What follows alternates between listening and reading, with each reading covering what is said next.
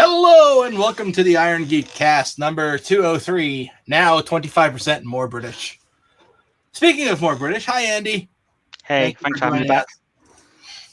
Now, if any of you have seen Love Actually, you know why we've added a British guy to the podcast. So, I mean, that's where we're going with this. Anyway, Andy's actually really good. He has contributed a lot already to this podcast. Last week, he was able to speak on a bunch of topics and make his breadth of knowledge known to us. And this week, he also contributed a bunch of stuff to the show notes, which I really appreciate because I hate doing those by myself every week. So that is very much appreciated. Speaking of the show notes, you guys probably have a link in your YouTube window there to the show notes, along with our RSS feed and other crap that's there.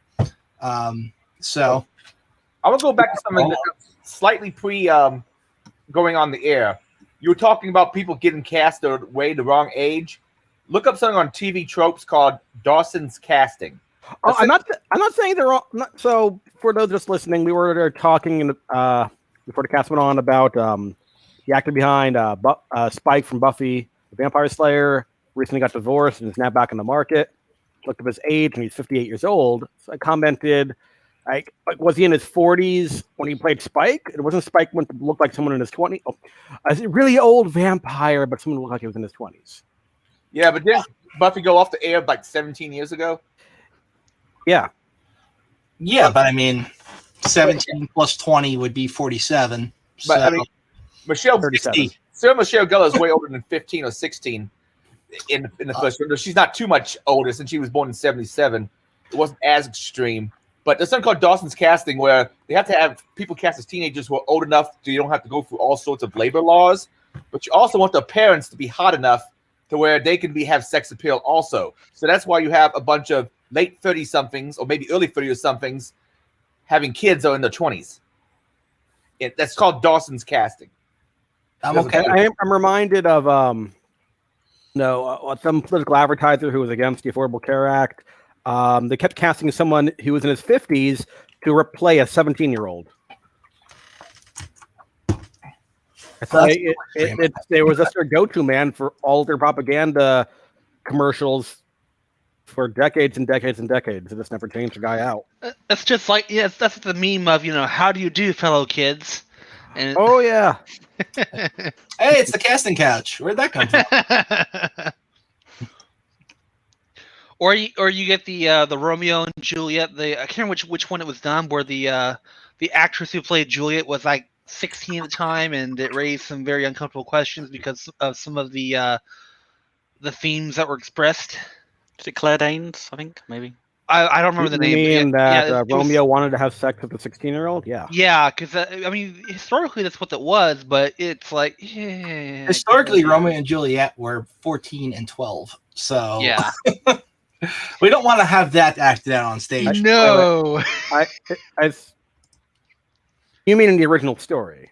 Yeah. Yeah. Okay.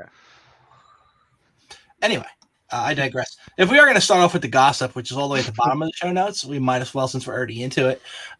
So Buffy's James Marsters and his wife Patricia have split after 10 years, which, I mean, now he's back on the market. He's 58, but I mean, I don't think most of the chicks who were into him when they watched him on Buffy would mind.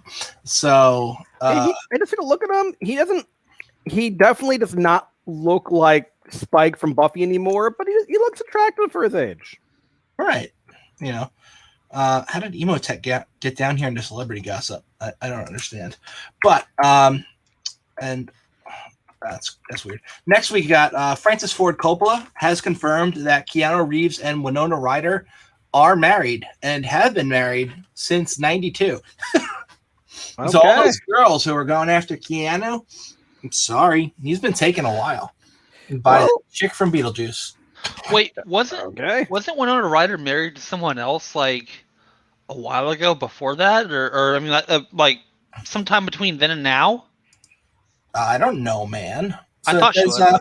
They got married in '92 when they were filming Bram Stoker's Dracula. Yeah. And yeah, just keep in mind about shoplifting in like '91. So. Yeah. Well, you talk about age, and you mentioned Keanu Reeves. Yeah, I remember he's like what 500. Yeah, he. Well, I mean, we got He's like immortal. the pictures of him from like 1640. It's like, wait a minute, this painting is very, very old, but that's clearly Keanu. Yeah, somehow I doubt this news because I know Keanu has also been dating some other lady, and yeah, I just have my doubts about this particular news. Well, I he thought played Keanu just wasn't time traveler, interested. so maybe he's just a method actor. I mean, Keanu's kind of been the type who's been very reclusive since his Yeah, sister died. It's not He's been very into later his on. private life. Actually, kind of amazing that he has successfully been reclusive as such a big celebrity. I mean, he's gone through some serious shit. So, because he was engaged. I think, and his fiance died, and then his sister killed herself or something like that. Yeah, it's been he got shit on really hard. So it's But he's always nice to people, which I like. I mean, yeah. I don't know if he's got, like, everyone really loves the guy. or he is genuinely like a really nice person. But either way, the things we know about him lead us to believe that he's a nice person in real life. You know, not many people are able to keep up the act 24/7, and I don't think anyone is able to keep up the act 24/7 really. So I'm inclined to believe that some degree of his on-stage personality is his real personality. Yeah.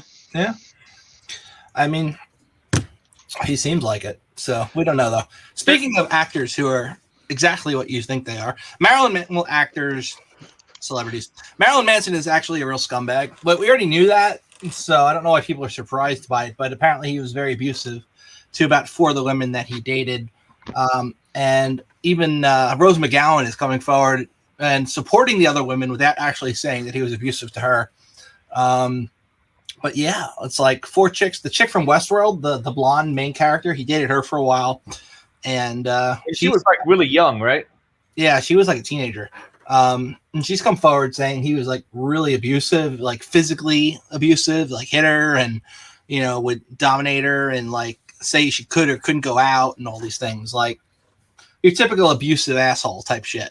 But I don't know why this is surprising to people because Marilyn Manson, if you ever listen to the lyrics of his songs, he's not a nice person. I mean, I know it's like a stage persona in that, but listen to what he talks about. It's like I was into him when I was a teenager because I was trying to score with a goth chick. So I don't get it happened, by the way, but all the women who are very attractive women who have gone out with him, and I get it, he's rich.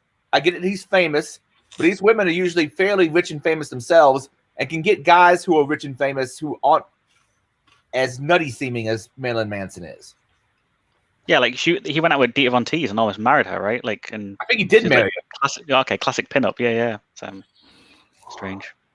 And also Rose McGowan, who granted is batshit crazy, but was very pretty back in the 90s and is still pretty today. It's just the crazy bleeds through.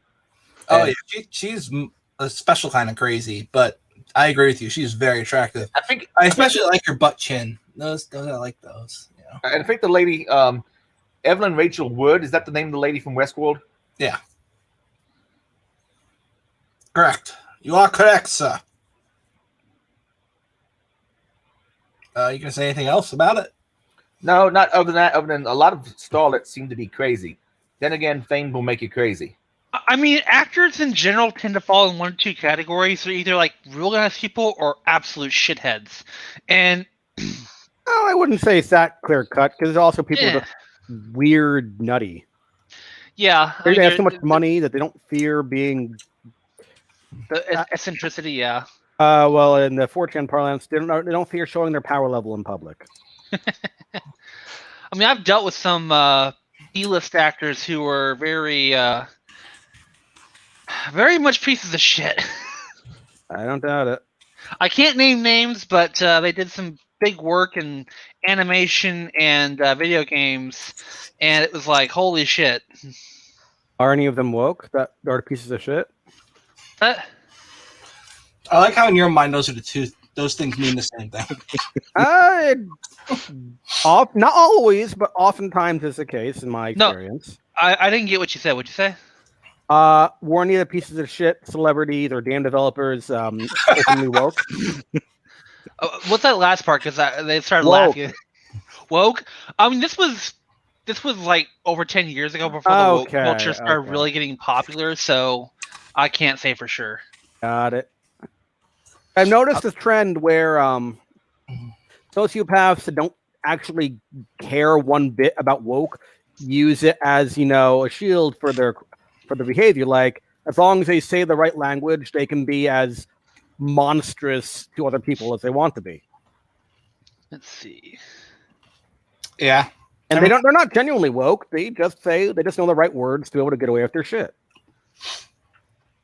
I mean, I've been guilty of that.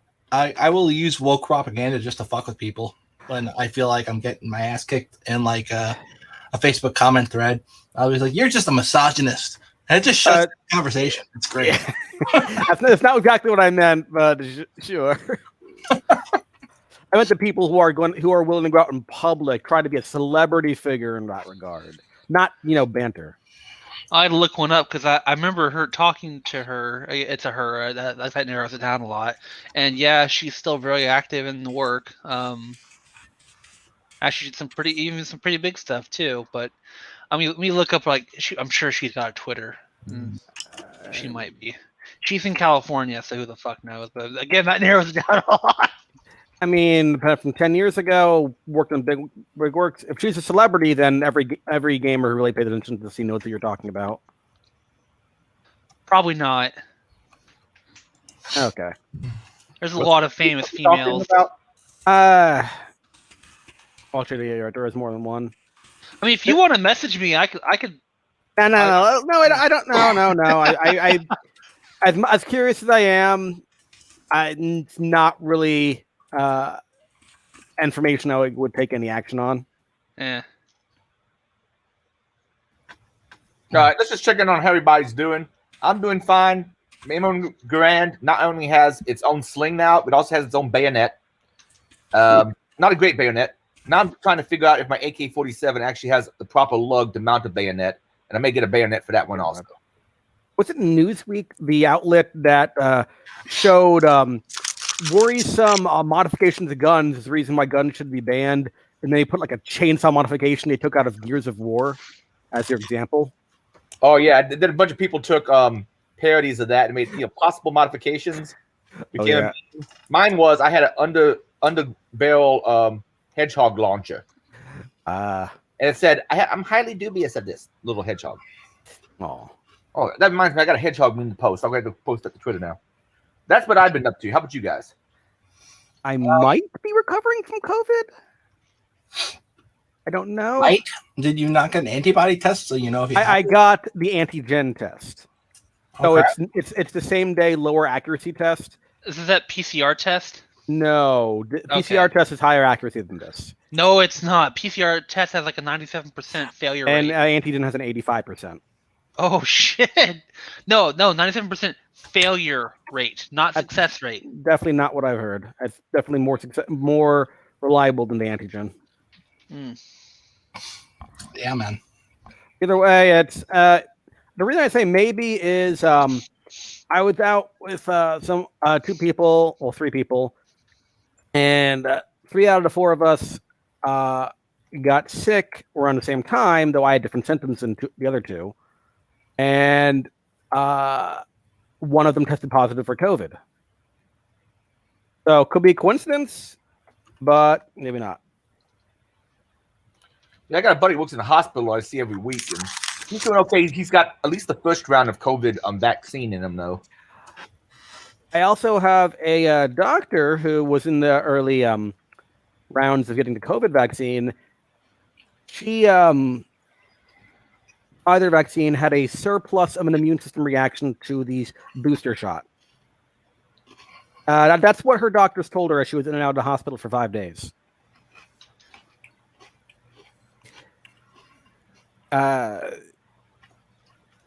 What she told me was 4 hours after she got her, like she was fine for the first shot. Her arm just kind of hurt the day after. Second shot, 4 hours after getting it, she started having severe mental fogginess, she knew it was bad enough she couldn't drive. She had her husband take her to the hospital. And then she said she wasn't fully lucid for the next 5 days. Wow. That's what she told me. But either way, I'm still going to get the COVID vaccine. I'm just going to be extra. What's the right term? I'm going to pay attention, especially to any symptoms I may have for 4 hours after. They monitor you for 15 minutes after you have it. Yeah, that's for like the immediate reaction. See if you need an EpiPen. Yep. She did not have a traditional allergic reaction. Gotcha. Because it wasn't an allergy. Her immune system worked to get whatever was put into her the hell out of her as soon as possible. No resources spared. I mean, no resources held back. I understand. So, we got a good cast for everybody today. All two of you who are watching, and I think that's me and Adrian. So we're pretty much just talking to ourselves, but it's okay. Don't worry. People will recorded, maybe for posterity, for when someone tries to dox us in the future. It's fine. I've already been doxed a few times. Ironically, none of them were Will though. I'm that sabotage guy. I don't know a guy who's come at me because of the podcast yet. You have to be really, really bored to listen to all of this fucking podcast. To find there are really, really bored people out there. Yeah. See, if I were going after somebody, I would just get the what's it called? The notes from the podcast, not the show notes that I do, but the transcript that YouTube generates, and then I would just run it through some kind of thing that looks for keywords that are triggers for people, and then I tweet about what a horrible person you are for having said this out of context over and over again. Hey, it's Stupid Changeling Doll. Hi, Stupid Changeling Doll. I don't think I've met you before, but it's nice that you're here. All right, so we got one person. That's cool. Anyway, we're going to start off this cast. Now that we're done bullshitting, talking about SolarWinds stuff. And then we got some nice zero-day and malware stuff to talk about. And some general InfoSec and a new section I'm calling Stupidity and Infosec, which... there's quite a bit this week. And then we got some non-InfoSec news that we've already covered, so should be good. Now, I know Andy put in a bunch of these articles, so if Andy, at any point you want to take one of these rather than having me go through it and bullshit that I actually read it, feel free. And the first article we've got is U.S. court system ditches electronic filing, goes to paper only for sensitive documents following the SolarWinds attack. That's not going to last. No, it's not. I mean, I understand the only reason they suggested this is because so many people work in the court system still spent the majority of their lives using paper. Probably accurate. And the report or the document that stated this said that it was for any documents that contain information that is likely to be of interest to the intelligence service of a foreign government. So, I mean, I guess we can pick, the Russians or the Chinese, right? They're the common, finger pointing exercises. Talking about a court system, it could be any government. Remember, our allies also spy on us. They do, but everybody spies on everybody. So yeah, it's like you have to. It's like allies can never take an ally's or word. They have to verify, or rather, trust but verify. Trust but verify. I go by that saying in my relationships too. And the intelligence community verifies very actively. Right. So the article essentially goes through and talks about how, because of what happened in SolarWinds, and we don't want the Kremlin spies gaining access to our stuff. That stuff that's really, really sensitive. We essentially don't want that stuff to be easily found by them. So we're going to go back to paper records for that stuff, which I don't think is going to work, because at this point, what if somebody needs one of those paper records? You're going to send somebody down to a filing cabinet to go get it. Then you're going to scan it in, and then you're going to send it to them. So what the hell is the point? It's just going to be sent over fax.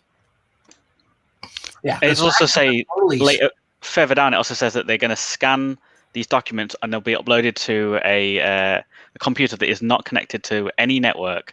And then lawyers will then have to travel to the court to gain access to that computer, that one single computer. Like you say, this just isn't going to scale. And then you've got the COVID-19 thing going on at the same time. It just... So in my county, right, if you want to search for certain things like property records or a whole bunch of other crap, you actually have to go down to a government building that's got like a couple of computers that are on like Windows 2000 with they're networked into the no internet on them, but they're on the web, and they have access to these database programs. Right, lawyers are in there all the time looking shit up, and you can print off pages at like 25 cents a page. But like, also to screw with you, if you're going to print off a page, it's got like a header page, so there's a page with one line, and then another page at the end. So one page costs you 75 cents. I'm reminded of during the whole NSA Snowden thing, terminal lawmakers on the Intelligence Committee, like Wyden, and there was one other lawmaker in the House, Bill Lofgren, mentioned that due to the way regulations were set at the time, their staffers were not allowed to look at any of the documents, and the lawmakers themselves, who had jurisdiction of the material, had to in person physically travel to a very specific site, and were not allowed to make any copies at all. We're not even allowed to take notes. They had to memorize everything of importance for what they looked at in order to do their job as a lawmaker governing the Intelligence Committee and community. Yeah, like don't discount the possibility of this being abused heavily by the courts, by prosecutors, by defenders saying, I'm sorry, defenders. Not defendants. Defendants. Sorry, defendants. We offer a chance for you to get the documents. If you can't afford to come to on the specific date to look at a computer, that's not our fault. Deal with it. Yeah, man. Deal with it. Like that meme with the sunglasses dropping. Yeah, that's our first little article we've got that I think is actually pretty interesting. You've muted yourself. Mm-hmm. Okay. There we go. Welcome back. Or not. You mute yourself again. Now you're back. All right. I was trying to get rid of whoever was doing a loop back. Yeah, it was you. It wasn't.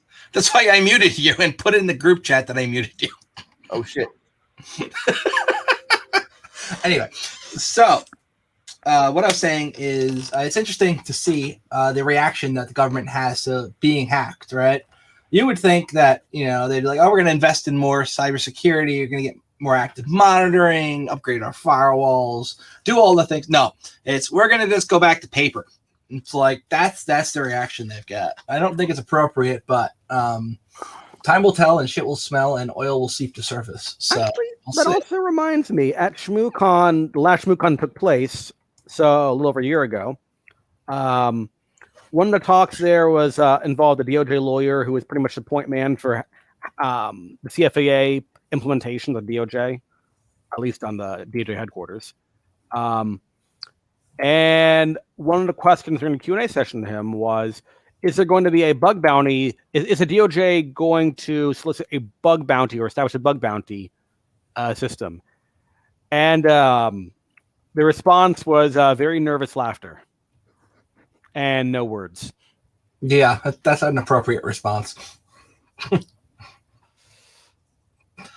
So I just thought it was interesting because there's no indication that they've been breached, right? They're just like, well, we know that this SolarWinds thing happened, and just in case this affects us, we're just going to go to paper and just run the clock on this and just see how long we can make it last. There's no indication. There's no callback scene, no phase 2 of the malware.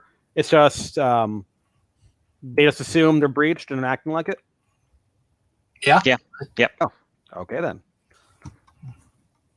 I mean, if you think that your computers are no longer safe, right, and you've got access to a lot of really classified info and stuff that you don't want getting out, you have two options either to take the stuff offline or, not use the internet at work. I don't know if anyone here has. I don't know how many people here have actually used Pacer, but at least when I last used it like 2 years ago, it reminded me of the ancient querying of old mainframes. Mm-hmm.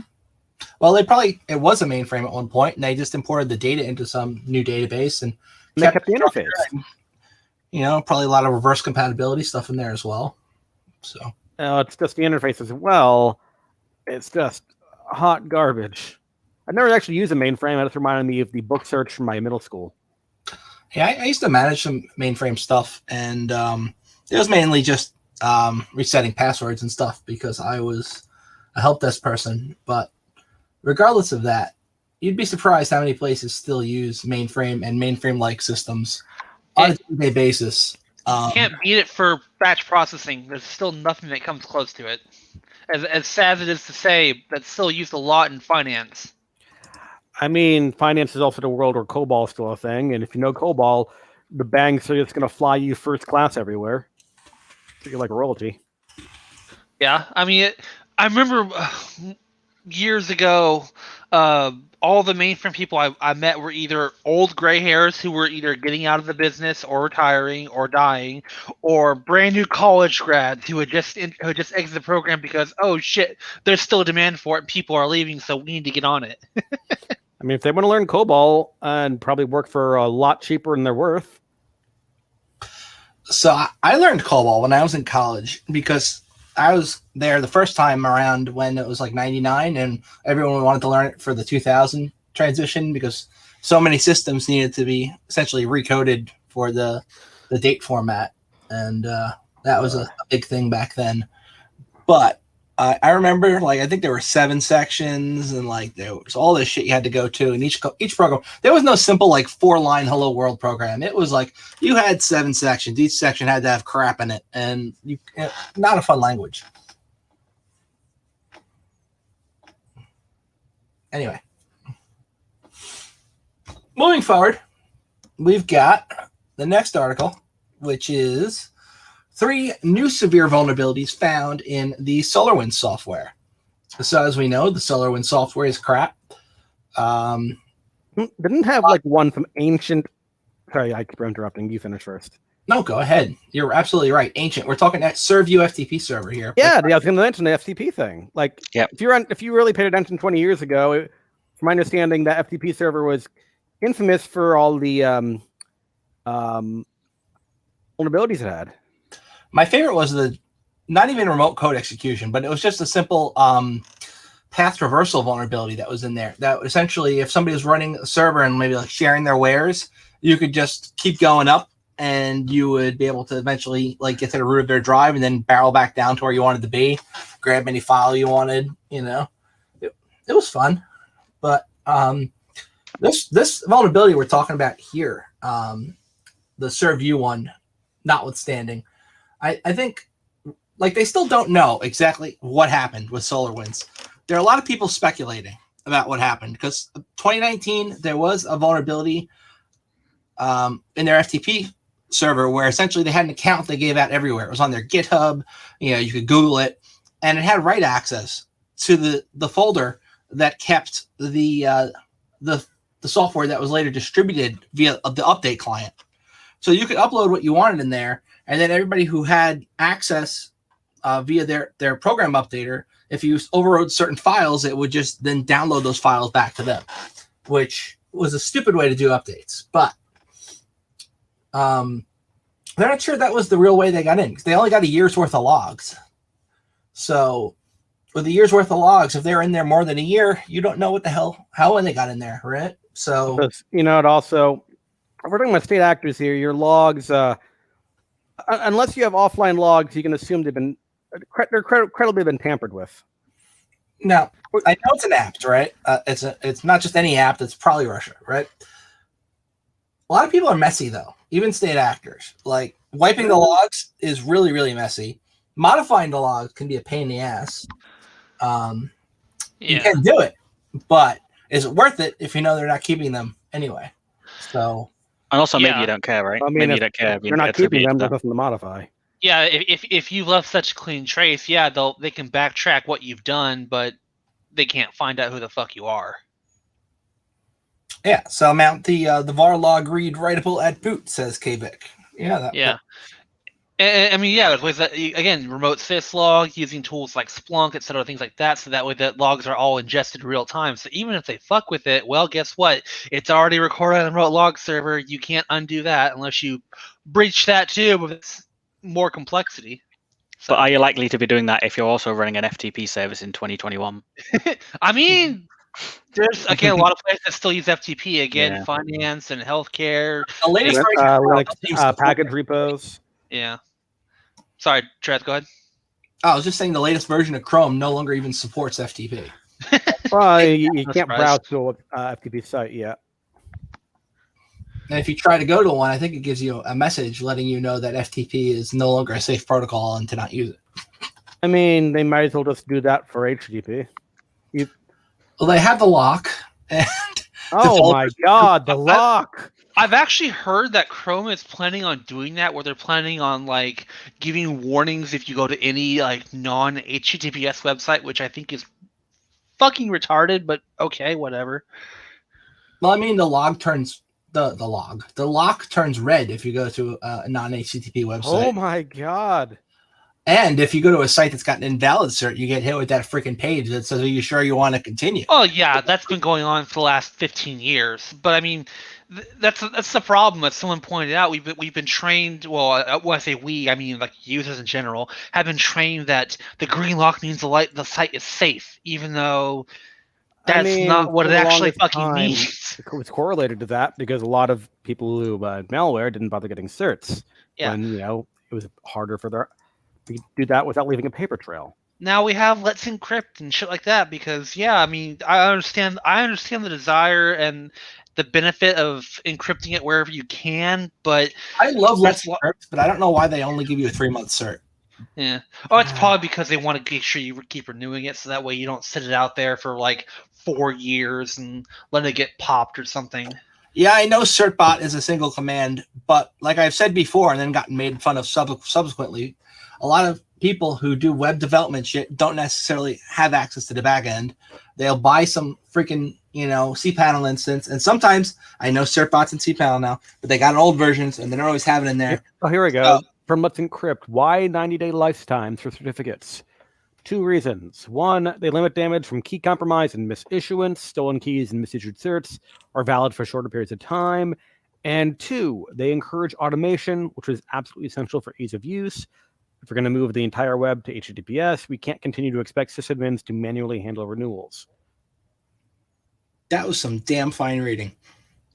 They've also, the cert offer, whoever agrees the lifetime of certs have just pushed, I think, down to 1 year. So now if you buy a cert, the maximum expiry you can now buy is 1 year. And they wanted to reduce it further, but I think quite a lot of I think Google and Chrome especially pushed to get back against, having a shorter life cycle than 12 months. But yeah, they've started to hit that as well. Yeah, I still think it's a pain in the ass, but yeah, I mean, so maybe some people use certs for internal networks, right? So they run certbot, or they manually get a cert, they buy it, and then they have to install it on the internal network. It's a hugely manual task. It becomes like a pain in the ass if you have to then, every 90 days or 60 days or whatever. Especially if you're doing shit with Docker, right? Now you got to crack open the container and figure out a way to get a cert in there every 30. Well, not even Docker. Just there's a lot of internal tools. I mean, everyone thinks about it's all the Internet of Things and everything's a lamp stack. When most things are not that way. You get tools like, for example, Satellite, where you can't just readily push a cert out. You actually have to go in there and fuck with it and tell it where the new cert is and upload it. And because it does its own internal checks, not all applications are built the way where you can just update a file or whatever and boom, it's done. So I think most people who are pushing this have never really worked in a corporate environment. They've always worked in small mom and pop shops where everything is all lamp stack and you can easily stand it up and stand it down in a few minutes versus it requiring a lot of work to actually get going. Agreed. So moving forward, because we got a lot of crap in show notes to cover, although I do like this conversation. 0-day stuff. So the Sonicwall 0-day explained. So this is funny because they were hacked using essentially a 0-day in their own products, which is really freaking embarrassing when you think about it. So like you make a Sonicwall product, you make a firewall product and you use it yourself on your network and now there's a 0 day for it, and somebody uses that 0 day to breach your network and then steal your crap. I think that's just a whole nother level of irony, maybe. That's probably not the best word for it, but it's certainly interesting. I mean, claps for like eating your own dog food and enjoying your own product, but also, once that becomes compromised, then maybe you become the victim of your own, product. Right. So the actual product that was used is their secure mobile access gateway, which is a VPN type thing, right? And it's used in their government stuff, their enterprise stuff. It provides access to resources on intranets to remote employees. So think like a site-to-site VPN. Sonicwall listed their SMA 100 series as being impacted by this 0 day back in January. Now, NCC researchers then found the same 0 day, or maybe a new one, and they silently updated it January 23rd, listed a new advisory, talks about different devices that are affected by it, not just the 100 series, but it goes up to the 500 series and all the ones in between. So they had an advisory out about this. They also told all their customers to enable MFA if they're going to be using it. Then themselves were hacked by the vulnerability. So I like that they eat their own dog food, but it looks like they don't eat all of it. Do as I say, not as I do.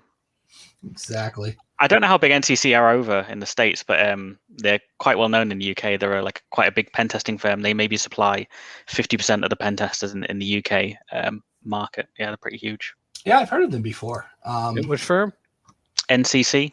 So NCC Group actually has a bunch of cool tools on their on the YouTube. What the hell am I saying? On their GitHub page, if I remember correctly. I know I've definitely cloned stuff from them before and used it. So yeah, they have like stuff like Scout Suite for AWS. They have some like mobile cert pinning bypass stuff for Android. Yeah, they've got some cool stuff. Yeah. What else we got here? All right. So that's pretty much the gist of that article. I like it. Next we got some backdoored browser extensions. Now this is an ongoing problem. Anytime you essentially allow users to contribute parts of a program, you're going to have a bad day. It happened with WordPress. The WordPress plugins. They're constantly a source of people gaining access to servers. Now we got browser extensions. This goes back all the way to Internet Explorer with the whole BHO stuff, where you could get Internet Explorer becoming compromised just because you clicked yes on a web page, and now they had full access to your system. And they had great tools back in the day for this, like Hijack This, where you'd run it and then look at everything that's running on Internet Explorer and like kill all those BHOs and then restart Internet Explorer, and it would crash constantly because you accidentally deleted something you needed, or so I've heard. So backdoor browser extensions hid malicious traffic in analytics requests, obfuscation. So we're not talking encryption, just obfuscation, which also cool. A lot of bad guys are using obfuscation nowadays rather than encryption because it's easier and it's fun, and other reasons too that I don't know off the top of my head. But yes, they talked about the C2, so the communications channel to a command and control server, and they hid that just in the cache control header. So like you say, it wasn't really obfuscated, it wasn't encrypted. It's just like, hey, let's just stick it here. No one's going to look at this, and then boom. Right. And I guess it kind of happens. I've seen it in the past where a browser extension becomes successful. Some like shady company buys that browser extension, changes the code, and then boom, like bad things happen. I also seen a news report of malware that attacked its communications at the end of an SSH session, to where they just literally had the communications after you look at SSH traffic ended, and they just tacked it a bit on the end of every packet. Right. And if we were to look at the SolarWinds stuff, right, their C2 was essentially going over the update channel that was legitimately built into the app. They replaced the DLL file, and that was the business layer DLL file. And then anytime there was an update request to the server, it would also reach out to their C2 and allow them to run whatever the hell they wanted. So, another case of using the update mechanism, or using like a cash flow here, kind of similar method, like of hiding what you're doing, not necessarily really doing it well, but well enough that it takes a while for them to figure it out. I know your typical SOC analyst sitting there, maybe even if they're smart enough to be able to pull and look at a PCAP and Wireshark, probably wouldn't figure this out. So yeah, it's not something you'd look for, right? Like, why would you look at that header? It's like such a right. Yeah. Oh yeah, Chrome video downloader for Facebook was one of these, and I think I actually did have this extension at one point on one of my Chrome installs. So, speaking of craziness, this past week, and this is unrelated to what we're talking about now, I saw some strange traffic on my network because I run Security Onion, and I was actually playing with setting up a new minion locally and forwarding some stuff to a cloud-based manager node because I was testing out if that manager node would accept an incoming connection. And I was looking through what was getting uploaded, and I got really, really paranoid because I saw a bunch of stuff talking to known APT groups. And I was like, what the hell is this? Have I been popped? So, of course, shut down the computer, run to Micro Center, buy a new 2 terabyte hard drive, and pop it in, reinstall all the things, and then do the analysis, only to find out it was my private internet access VPN. And those were not apt groups. Those were just me being stupid and it reaching out to things, because that's kind of the way OpenVPN sometimes works. Even if you're not connected, it's now pinging those servers in your config files. And I didn't know that. Now I do. And now I've rebuilt everything, but it works. Well, I don't know what source you use to look up your APT IPs. So I tried a bunch of different services. First, I tried like OTX because I figured there would be something in OTX about them. And then I tried, let's see, I got my screen here. I tried this one here, which actually IP blacklist and email check, which is dnschecker.org. Eventually, I came across this sucker right here, which actually showed me what the hell I was looking for and figured out what it was. And I don't have my screen shared, so you can't see it, but there you go. So this was the one that actually told me what the hell it was. So I was like, I saw this IP in my log, I was freaking out. Security Onion classified it as Act Group 135. So I was like, holy shit, I'm popped. But then after digging into it, this is literally just one of their endpoints that is in like Helsinki. So, or Russia, whatever. Yeah. Regardless, I felt pretty stupid. But on the bright side, things are running a little faster. It's a new install. And yes, and it's like a nod to last week's episode as well, because we were talking about like VPNs last week as well. So yeah. I feel fucking stupid. But at least I'm not popped. At least not that I know of. Next we've got the libgcrypt stuff. So this is a library that's used in tons of products that call for cryptographic functions. So why don't you take this one since you put it in here? Yeah, so Travis O'Mandy, or Mandy, I guess, who works at Google Project Zero, like very well known. Look him up. I think Travis O is his name on Twitter. He like does a lot of research, like especially around some of the Microsoft products. And as soon as he tweets saying, "Hey, does anyone have a contact at this company?" you know something is going to go down. So they, like you say, this crypto module was developed for either GNU-PG or GPG, which is like a open GPG standard. And they found just problems everywhere, like a buffer overflow.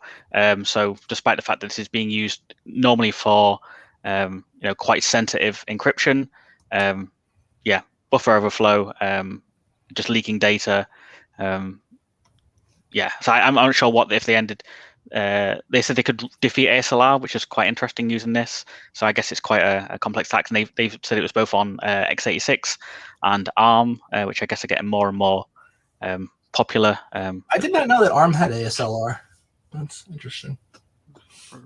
Yeah, and they said it was trivial to exploit. You just need to get someone to decrypt a document that you send to them, and then that would run the exploit. And Travis has got like if you can get them to decrypt something, so it's the user supplied input, right? And then they take that, they decrypt it. As they're decrypting it, you got RCE. Yep. It kind of reminds me of the stupid old zip bombs and the the WinRAR stuff, where they would just put like a file in there that would extract to a different directory than the rest of it, and that would be like a hard-coded path to like your startup folder, and just drop an executable in there, and then when you reboot, it runs their shit. But you think you just downloaded this rares and it ran, and you didn't see anything in AV, so you're good. Yeah, there's tons of stupid tricks, but I like that. Essentially, RCE just through decrypting a payload, and a lot of products use this. It's not like this is a library that's not widespread. I mean, this is used in a lot of crap. There are probably examples in the article somewhere. It's in DNSSEC library, right? Yeah. So it's in. You can have more examples of stuff it's used in, but it's included in default by Fedora 34. You said it's interesting to say that the vulnerability was introduced in an effort to mitigate timing side channel attacks. So, like by them trying to mitigate one vulnerability, they've introduced something much worse, I guess, or much easier to exploit. Shitty patches. I think we actually have another article about shitty patches. Let's see if I can find it real quick. Nope, that ain't it. The comment at the bottom made me laugh, which says you'd think encryption software maintainers would be more enthusiastic about using encryption. I thought that was quite funny. I like that. Yeah, I know we did have another article that was about shitty patches. I hope I didn't accidentally delete it. But regardless, we'll come across it later, I guess. All right, go back to the top. So many freaking things in the show notes. You never get to the top. All right. So, and you actually put a link to Travis's Project Zero post, right? Yeah. So it's quite technical and worth a read if anyone's got that kind of mindset to be able to sit and read through some of Travis's stuff. Yeah. It's cool stuff. All right. Next, we've got ransomware gangs that are abusing VMware ESXi exploits to encrypt virtual hard disks. So, yeah, that's 2 different CVEs reported for this. It's being used in the wild. It's been in use since last October, but it's being now used by different ransomware groups, including the Ransom EXX ransomware. So if you run ESX in production, odds are you're not patching it very often. They do have a way of updating it with this is really stupid because I actually run it in production. I can't remember the hell how to do it, but you can download files and upload it. You can put them on like a thumb drive. I think there's a way to do it via the CLI, but I haven't done it. So yeah. Anyway, so yeah, I just thought it was interesting. It's been like they've got proof on Reddit and Twitter. And then again, there was a security conference last month, I can't remember which one it was, when they talked about this being actively used in the wild. And it's not an attack vector that I've ever kind of come across that you're now really, what's that, sorry? What's not an attack vector you've come across before? Where you're encrypting those hard drives, like virtual machine hard drives. Ah, yes. That's unique. Yeah. Yeah, well, I mean, a lot of places virtualize everything now. Even if they're not doing like the employee desktops, the important stuff is probably virtualized. So some ransomware out there takes advantage of TrueCrypt to just encrypt on the Windows system itself. Well, it injects a loader into the TrueCrypt. Sorry, not TrueCrypt. Sorry, what's the Windows? Not VeraCrypt. What's the BitLocker? My bad. BitLocker, yeah. BitLocker. Oh, yeah. BitLocker is like a poor man's VeraCrypt. It's built in, but the government knows how to get right through it. So, I mean, you have the automatic key escrow, courtesy of Microsoft. You can't really opt out. Oh, you're talking the update thing, where you essentially make it think it's doing a Windows update, and then you just get access to all the things. Well, as law enforcement lobbyists constantly say publicly, that is the back door that software manufacturers such as Microsoft have into their products. So if they can do it, why can't law enforcement? Yeah. Clubzilla does it. And I bet you any amount of money that some software manufacturers have acquiesced rather than be the subject to further pressure from law enforcement officials. Bet you any amount of money. Yeah. So, agreed. Anyway, in the article they did show a link to somebody selling Babook Locker. This is definitely raid forums, and it's a variant that's targeting ESX. So you can buy this ransomware. I guess you have to pop the server rather than. It doesn't say if you have to have like root access on the server. If you already have that, then game over already. But I'm imagining if it can do like a sandbox escape type thing or a VM escape and then infect other machines, like that would be really neat. Doesn't go too much into detail about it though. So yeah, this is not even the right article, but anyway, cool stuff. And that sudo bug, the bug from last week. It also affects Macs, just so you know. And Solaris. Yeah. I mean, we kind of talked about on the show, right, that we thought it was going to affect Macs based on what else it was attacking. But I guess for some reason they've not confirmed it. Yeah. Nox Player also, Android app got malware in it. It's like one of those shitty video player apps for Android. Had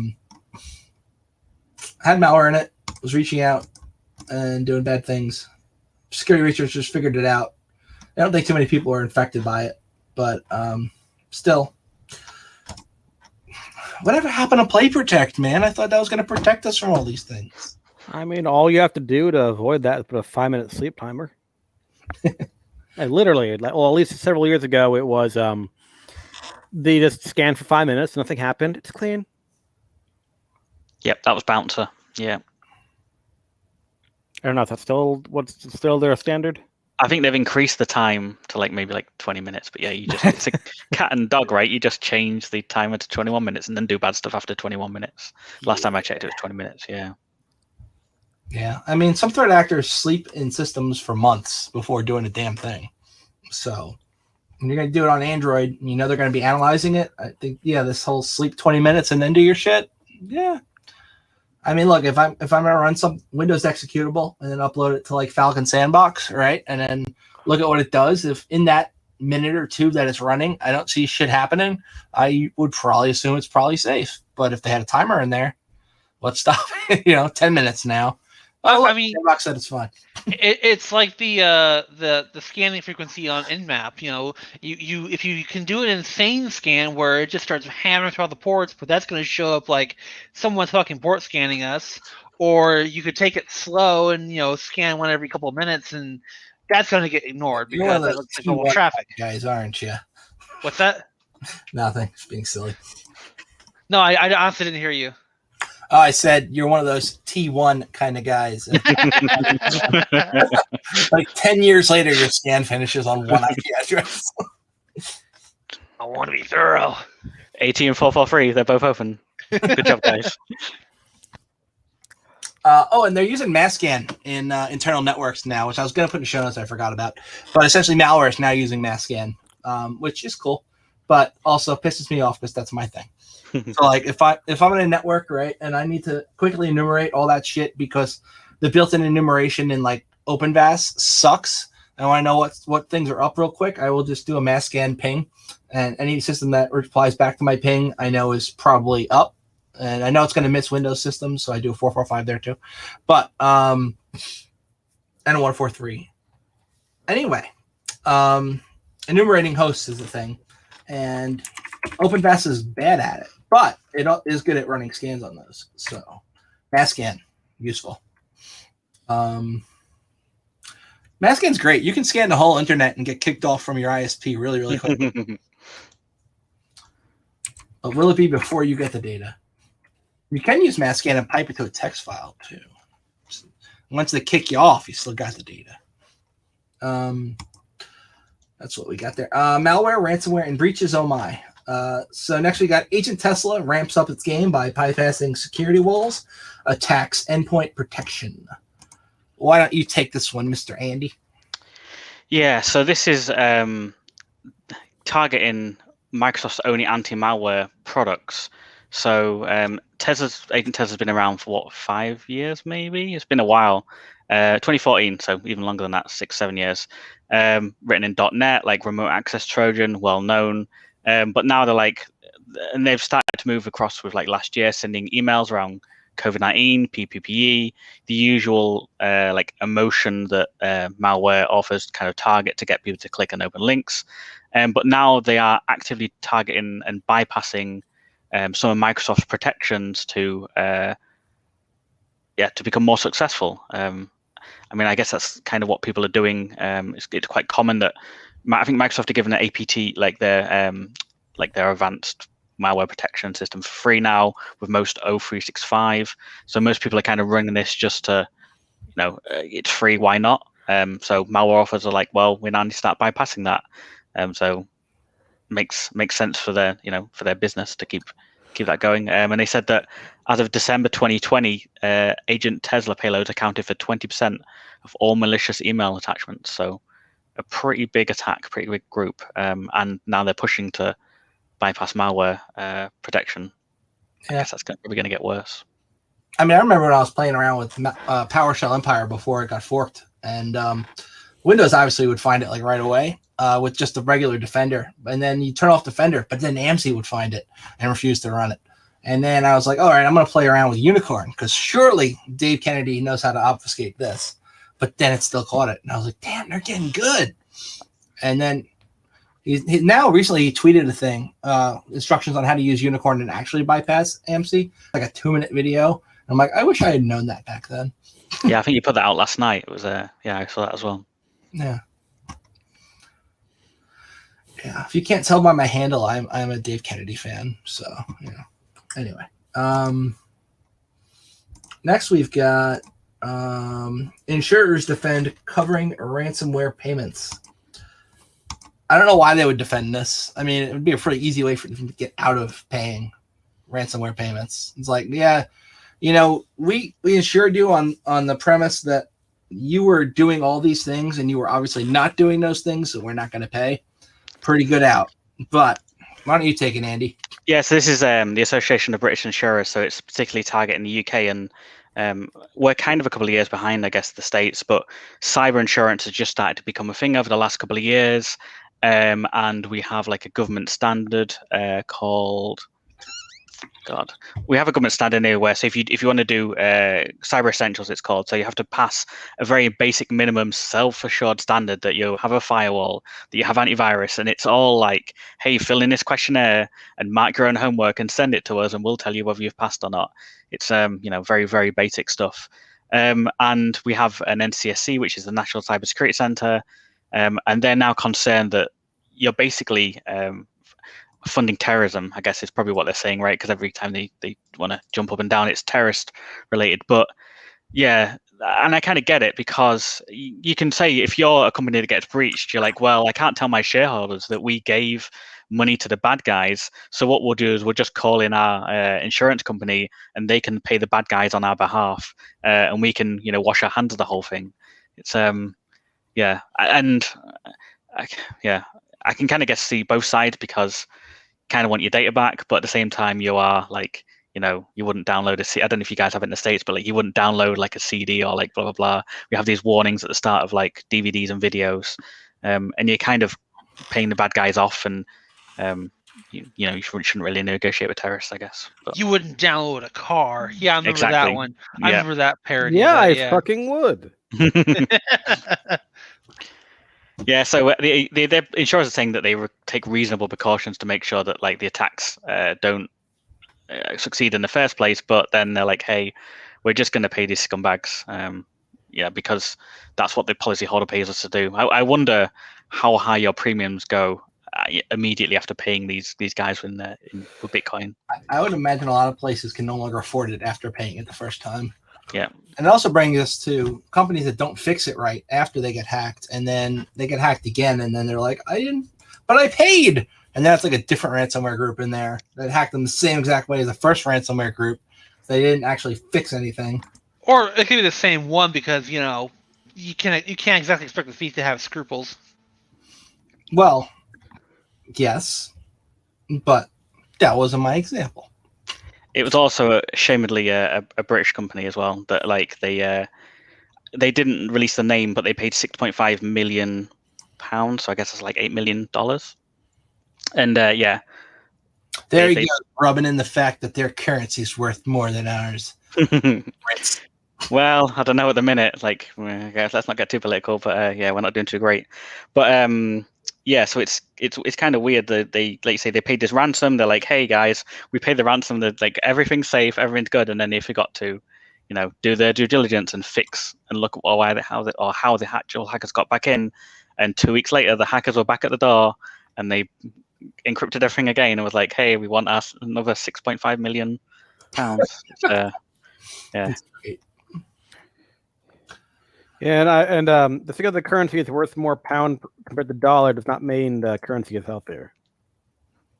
That's like saying, this stock is it's $400 a share. That must mean this company is worth loads, and the company may have like 1,000 shares.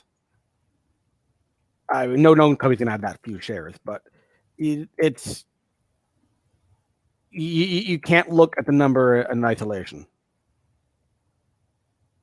You got to look at the total cap, like how much of the currency is out there representing what value. Okay. So that being said, if somebody wants to offer me $1 million of any currency, I'm going to take the British money. You can take the American money, and I'll just have more, but it's not healthier. How about I offer you $1 million Ponzi coins? I will give you all the Doge coins. I'll take it. They shot up like 400% the other day. Was it last week? I used to have some because my friend Lucky used to run a freaking VoIP service that only accepted Doge coins. So I bought a bunch of them to pay for it, and then his service got shut down, or he shut it down or something. I had them in a wallet on my old computer, and I don't have that computer anymore. I'm kicking myself for like I mined like 2.5 Bitcoins back in the day, and I would have a house of my own right now if I didn't fucking sell those for $300 aggregate. Well, 2 of them for $300 aggregate and waste half of a Bitcoin in a now defunct attempt at investing via Bitcoin back in like 2013. You're that guy who spent 7 Bitcoin for a pizza. Yeah, I'm not that. I'm not that bad. That was one expensive pizza if you had just kept that Bitcoin. Anyway, we already covered this story a while back, but now there's an update to it. So the trucking company Forward Air said the ransomware incident has cost them $7.5 million. And that is not just like paying the ransomware group. That is recovering the downtime, recovering data, fixing however the hell they got in, all those things. So that's a pretty big price tag, which is probably why a lot of companies that get hit with ransomware don't survive more than a year after. Well, they don't really know how to protect their shit, and sometimes patching their shit will break their product, and they don't know how to fix it. Right, especially even like the Chinese government. Like if they had patched it, they did patch their shit, and it broke Flash support. Flash is no longer, and then their railroads went down. And it's like patch management, great. Okay, now we're gonna have to release our own browser so that we can continue to have railroads that work because Flash. And let's pirate Flash while we're at it. And let everybody know we pirated Flash like it was a good thing. So Adobe can't sue us because we're a government. How do you pirate a free product? I'm not talking the Flash player. I'm talking Flash, the actual back-end crap that you use to make shitty animations and put them on Newgrounds, that Flash. I don't know where they even cost as much in the way of money or any money. Yeah, Flash used to be part of the Adobe suite that you would buy like Photoshop. I guess everyone was kind of pirated back in the day, so I just kind of assumed, it's free. Well, they made it a pain in the ass to pirate back in the day because you would actually have to call like an 800 number through your modem to pirate it. So people would set up their own freaking fake versions of it somehow, and you could call up their fake activation servers. And there's a whole big thing to that back before it was easier to crack. You know, not that I know from experience or anything. That's fine. We got a big law firm that got hacked again. This time it was not their fault as much because it was a vendor. It's not like it was them, but still, I mean, not good. This was law's an interesting one. Every time I've looked at law firms, they just have really poor cybersecurity hygiene, and you think you're dealing with mergers and acquisitions and quite sensitive information, and they've never come out well of a pen test when I've looked at them. It's kind of a weird mentality. This is Goodwin Procter, and they're ranked number 22 in the AM Law 100, whatever the hell that is. I guess it's like the Fortune 500 for top 100 law firms. But they are now dealing with a cybersecurity issue, a breach. One of their vendors that they used for large file transfers was hacked. So this is like not even their internal systems hacked. But I guess anytime they want to send like a PDF or something to somebody who's got a mail server that is not accepting big files, and they don't know how to compress PDFs because they're just scanning in paper documents into PDF files, and it's like JPEGs mashed together, and like 140 meg PDF file for 10 pages, and they're sending these out with using some third-party service like a Dropbox type thing. Well, they got popped, and now they're dealing with the fallout of that. So always fun. It's a never-ending shit show in InfoSec of people doing stupid things. That should have been in the stupid people thing area. New malware hijinks. Hijinks? That's the wrong word. Hijacks Kubernetes clusters to mine Monero. Yeah. Adrian, don't you know somebody who works in Kubernetes security? Works in what? Nothing? This is funny because everyone that everyone that I know is like in that DevSecOps world keeps screaming about Kubernetes and how it's like the next best thing, and everyone's deploying it without having a real security understanding of what's going on. They deploy it by default with like weak credentials. They don't change the config, and then surprise, surprise, this happens. I guess it's like the shiniest thing in the room, like bullshit bingo. And everyone, it needs AI, ML. And also Kubernetes and next generation, and yeah.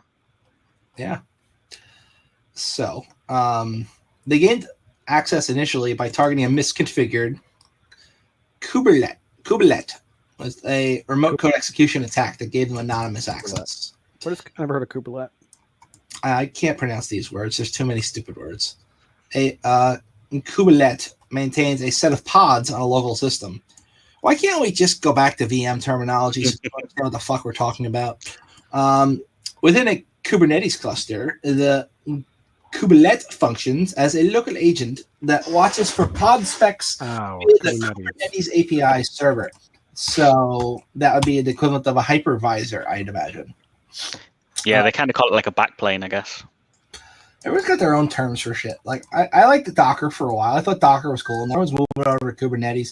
But people are idiots with Docker too, just leaving the API exposed to the internet. Like that was a good idea. Like, let anybody run code on my system. Anyway, what's your favorite tool, Masscan there? Right, I love Masscan. They're using Masscan internal port scanner to then scan Kubernetes internal network and find out other unsecured Kubelets. And then they attempt to deploy a malicious crypto mining script, xmr.sh, to containers managed by them. And the attackers have collected 11 XMR. That's about $1,500, which is really not the world's biggest payload for the amount of effort necessary to do this, but better than nothing. And I assume if they've got a Masscan integration, they can probably use that same functionality, then scan from that container, just looking on the internet to find other ones. I don't know if they're doing that or not. It seems like they're only using it on the local host, but still. It's got some malware capabilities built in. It harbors multiple new capabilities. It's more stealthy and more persistent. I don't know how stealthy it is running an XMR.sh script on a Linux box, but I guess that's somehow stealthy. Maybe she delete the history file. Yeah. They're also using library injection techniques and yada yada yada yada yada. It's yep. They're also targeting AWS. The article goes on, but I'm not that interested, and I'm going to move on to the next one. Anybody have anything they want to add? Nope. All right. I got TrickBot. TrickBot is continuing a resurgence with a port scanning module. Now, I thought, if I remember correctly, Microsoft announced that they killed TrickBot twice. And we sinkholed their DNS. We did this. How is it still around? I thought it was gone. That's a sarcastic. I thought it was gone. If you didn't catch that. And of course, look, they're using Masscan. Today's title should have been Masscan is now in everything. I should change it, but it's too late now. Yeah, they're using Masscan in their stuff, just like the other tool we just talked about. Anyway, this is like the author of Masscan is probably not what he intended this tool for. The author of Masscan just complains how Microsoft keeps removing his own program from his system, or keeps flagging it. Robert Graham's the man one who made Masscan. He just casually complains about how Microsoft keeps flagging his own software at him. The Nmap guy was complaining about that too. He was complaining that Microsoft Chrome was killing Nmap downloads, saying it was malicious software because of the version of Netcat that was in there.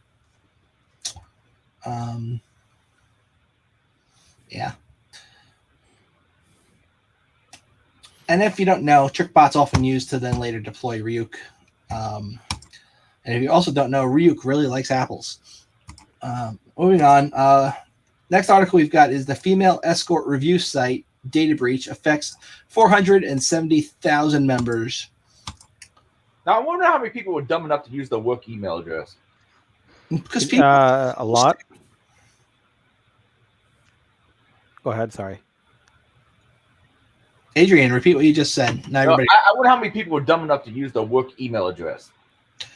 Well, if we're going to use like the Ashley Madison breach for comparison, a lot of people, and also a lot of .gov people. Oh yeah, and like you had .mil. There were stories of senior government and military officials around the world committing suicide after all this. I mean, after the Ashley Madison hack went public. Yeah. This site was actually called escortreviews.com, which I don't know how the fuck they got around all the laws against running this kind of a site, but they apparently did. I'm more surprised that other sites like the hell's it called? I think it's called Skip something, but they're around and they will let people just go buy hose online. I'm sure there's also a lot of catfishing going on there and getting people's personal info. But Escort Reviews is an adult online V-Bulletin forum. V-Bulletin. V-Bulletin. At least it's not PHPBB, though. That allowed U.S. and Mexican-based escorts to promote their services, share profile pictures, contact info, and biographies to prospective clients. Clients could then post reviews about their experience with a particular escort. How is this site legal? How? Anyway, they had a data breach, and people they've posted the stolen database along with the field names. So if you want to import it into Elasticstack or something, could be easily done. Just saying, if you wanted to search through it for some reason. Yep. And you can grab this. This looks also like raid forums, if memory serves. I bet you could probably find it in a few minutes if you looked for it. Yeah, so it's got name, email, MD5 hashed passwords. That should be fairly easy to crack. Help me here. Is MD5 easily cracked with Hashcat? Yeah, Yes. it's fixed length output. You can just run a rainbow table against it, and you'll probably find half the stuff as well. Nice. And GPUs are so powerful these days. You're going to be able to crack quite a lot. Yeah, it's just some algorithms are easier than others. I never remember which ones are easiest. MD5 is it's a very really easy to crack, but you still can't crack net NTLM, which I don't understand. But anyway, what do you mean you can't crack NTLM? What? LM? Net NTLM, yeah. There's plenty of it's plenty of brute forcing tools there.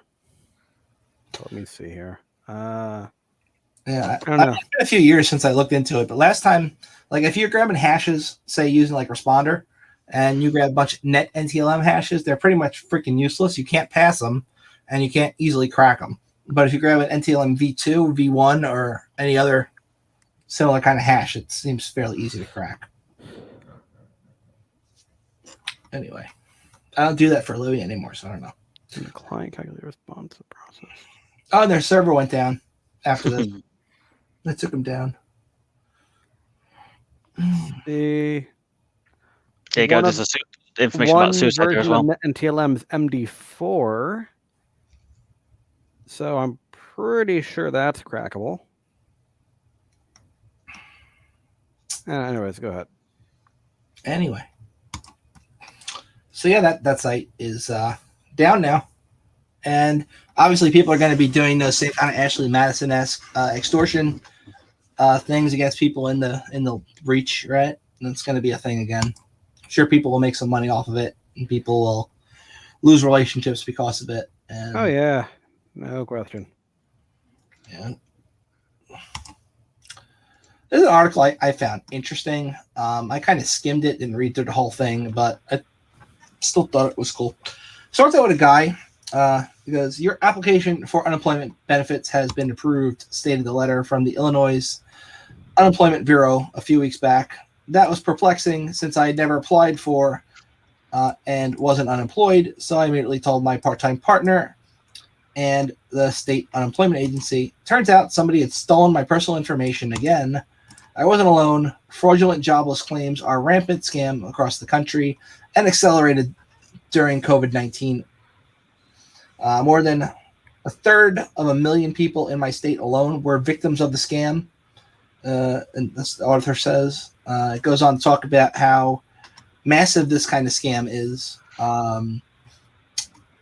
And since this was the third time they'd been a victim of identity fraud, they were steamed and wanted to know how the thieves kept getting their information and conducted the grifting. They knew that they got their information. Maybe they could change their online behavior or take better precautions. Spent a lot of time on the phone with their state unemployment agency. They were swamped, so it took them weeks to get back to me after I left a voicemail about the fraud. I realized I would have to take matters into my own hands. This led to a months-long odyssey that included interviews with security experts and law enforcement officials and some frightening insights about how modern thieves market called the dark web. That is not an accurate statement. There's a lot more to the dark web than a thieves market, but I understand why most people think that. It was also a that's a hard word. Dispiriting track. I don't know what that word means. What is it? Dispiriting? Dispiriting? Oh, is that dispiriting? Oh, I feel stupid. Desperating? Yeah. Is it dispiriting? Dispiriting. Yeah, causing someone to lose hope or enthusiasm. Yeah, I every now and then have trouble with random words for no reason. Anyway, they don't consider themselves an easy mark, and they are not an expert on cybersecurity. They claim that they take every precaution. Their credit files with all major reporting firms have been frozen over a year. They use a search engine that doesn't track or store queries, and they regularly sweep their computer for viruses. So, like, how does it keep happening to me, right? Data breaches, yada, yada, yada. A lot of boring stuff in the article. Let's skip the meat. Anything good?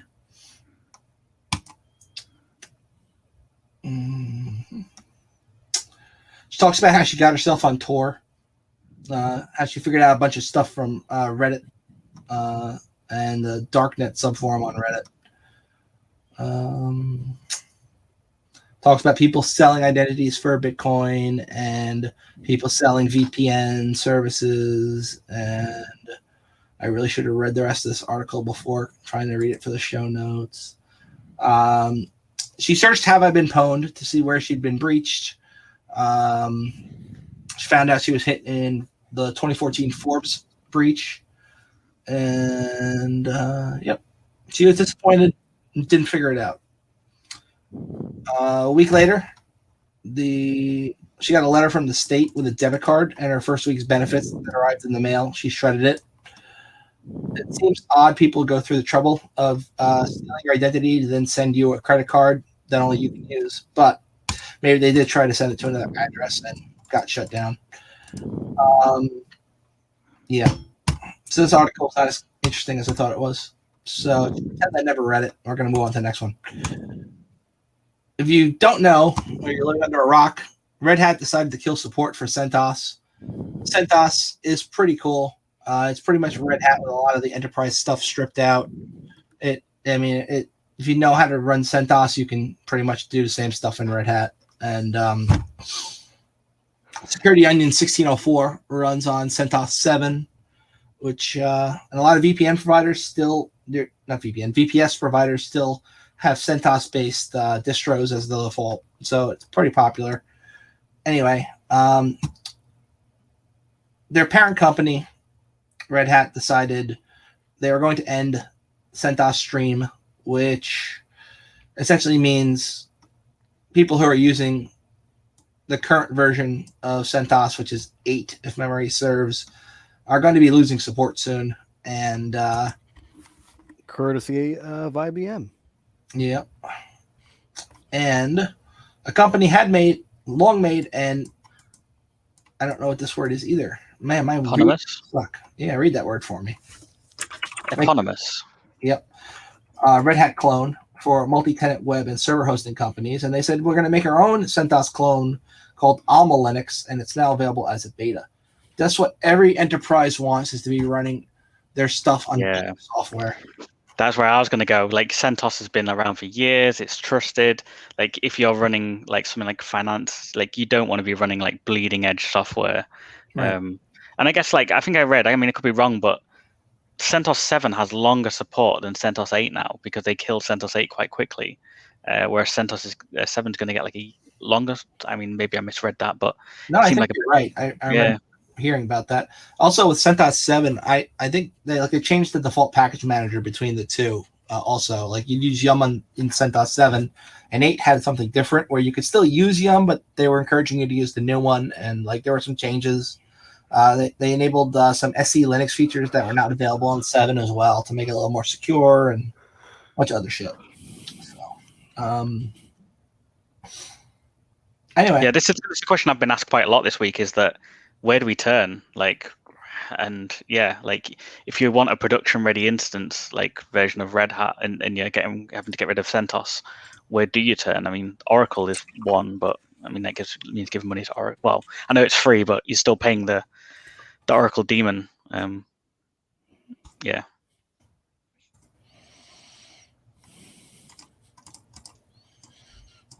Aw, no worky. Where do we go from here? Pretty much the question they're asking now. Sorry.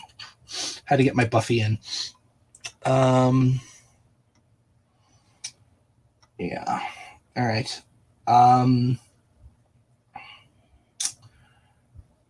Yeah, so they're trying to appeal to a wide variety of people. They want them to migrate over to their CentOS clone.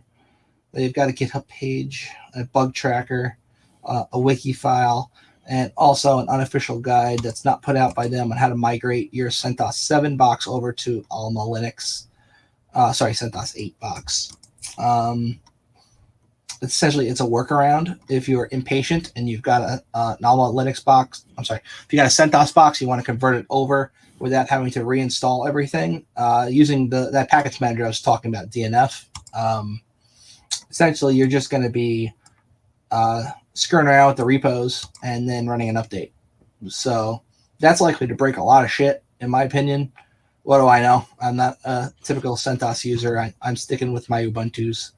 But yeah, so this would be like, remember they had cool tools back in the day that everybody wanted to get those Kali tools. They wanted to get them in Ubuntu. And so they put the Kali repo in Ubuntu and then do a system update and break everything.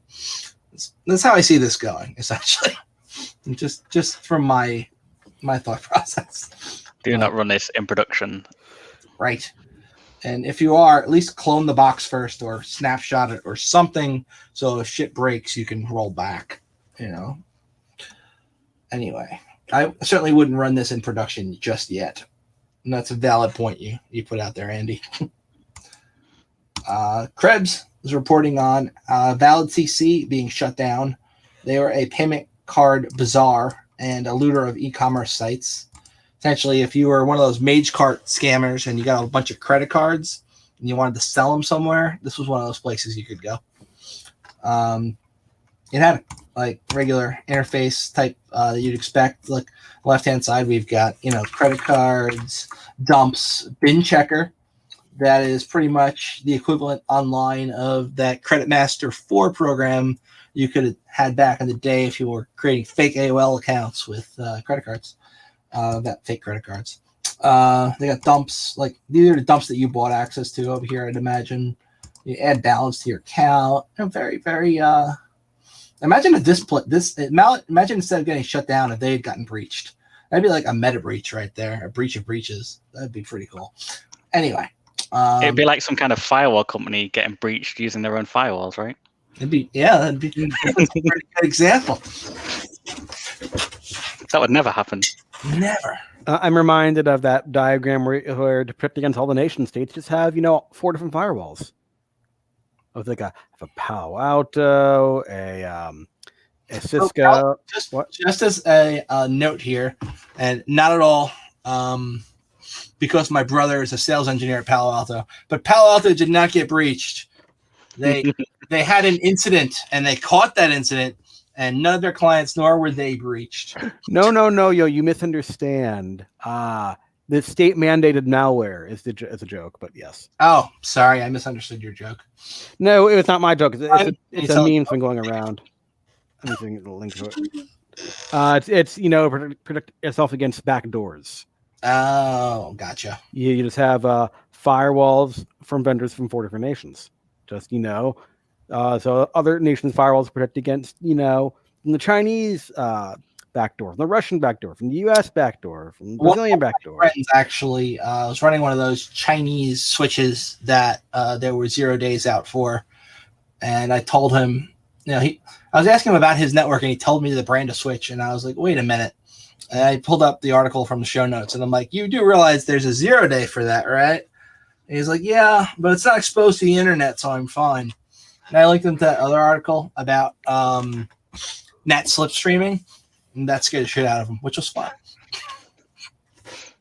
NAT slipstreaming is really cool. I don't understand how the hell it works. Sammy Kamkar does, but he's a lot smarter than me, so that's cool. All right. So anyway, this site is now gone.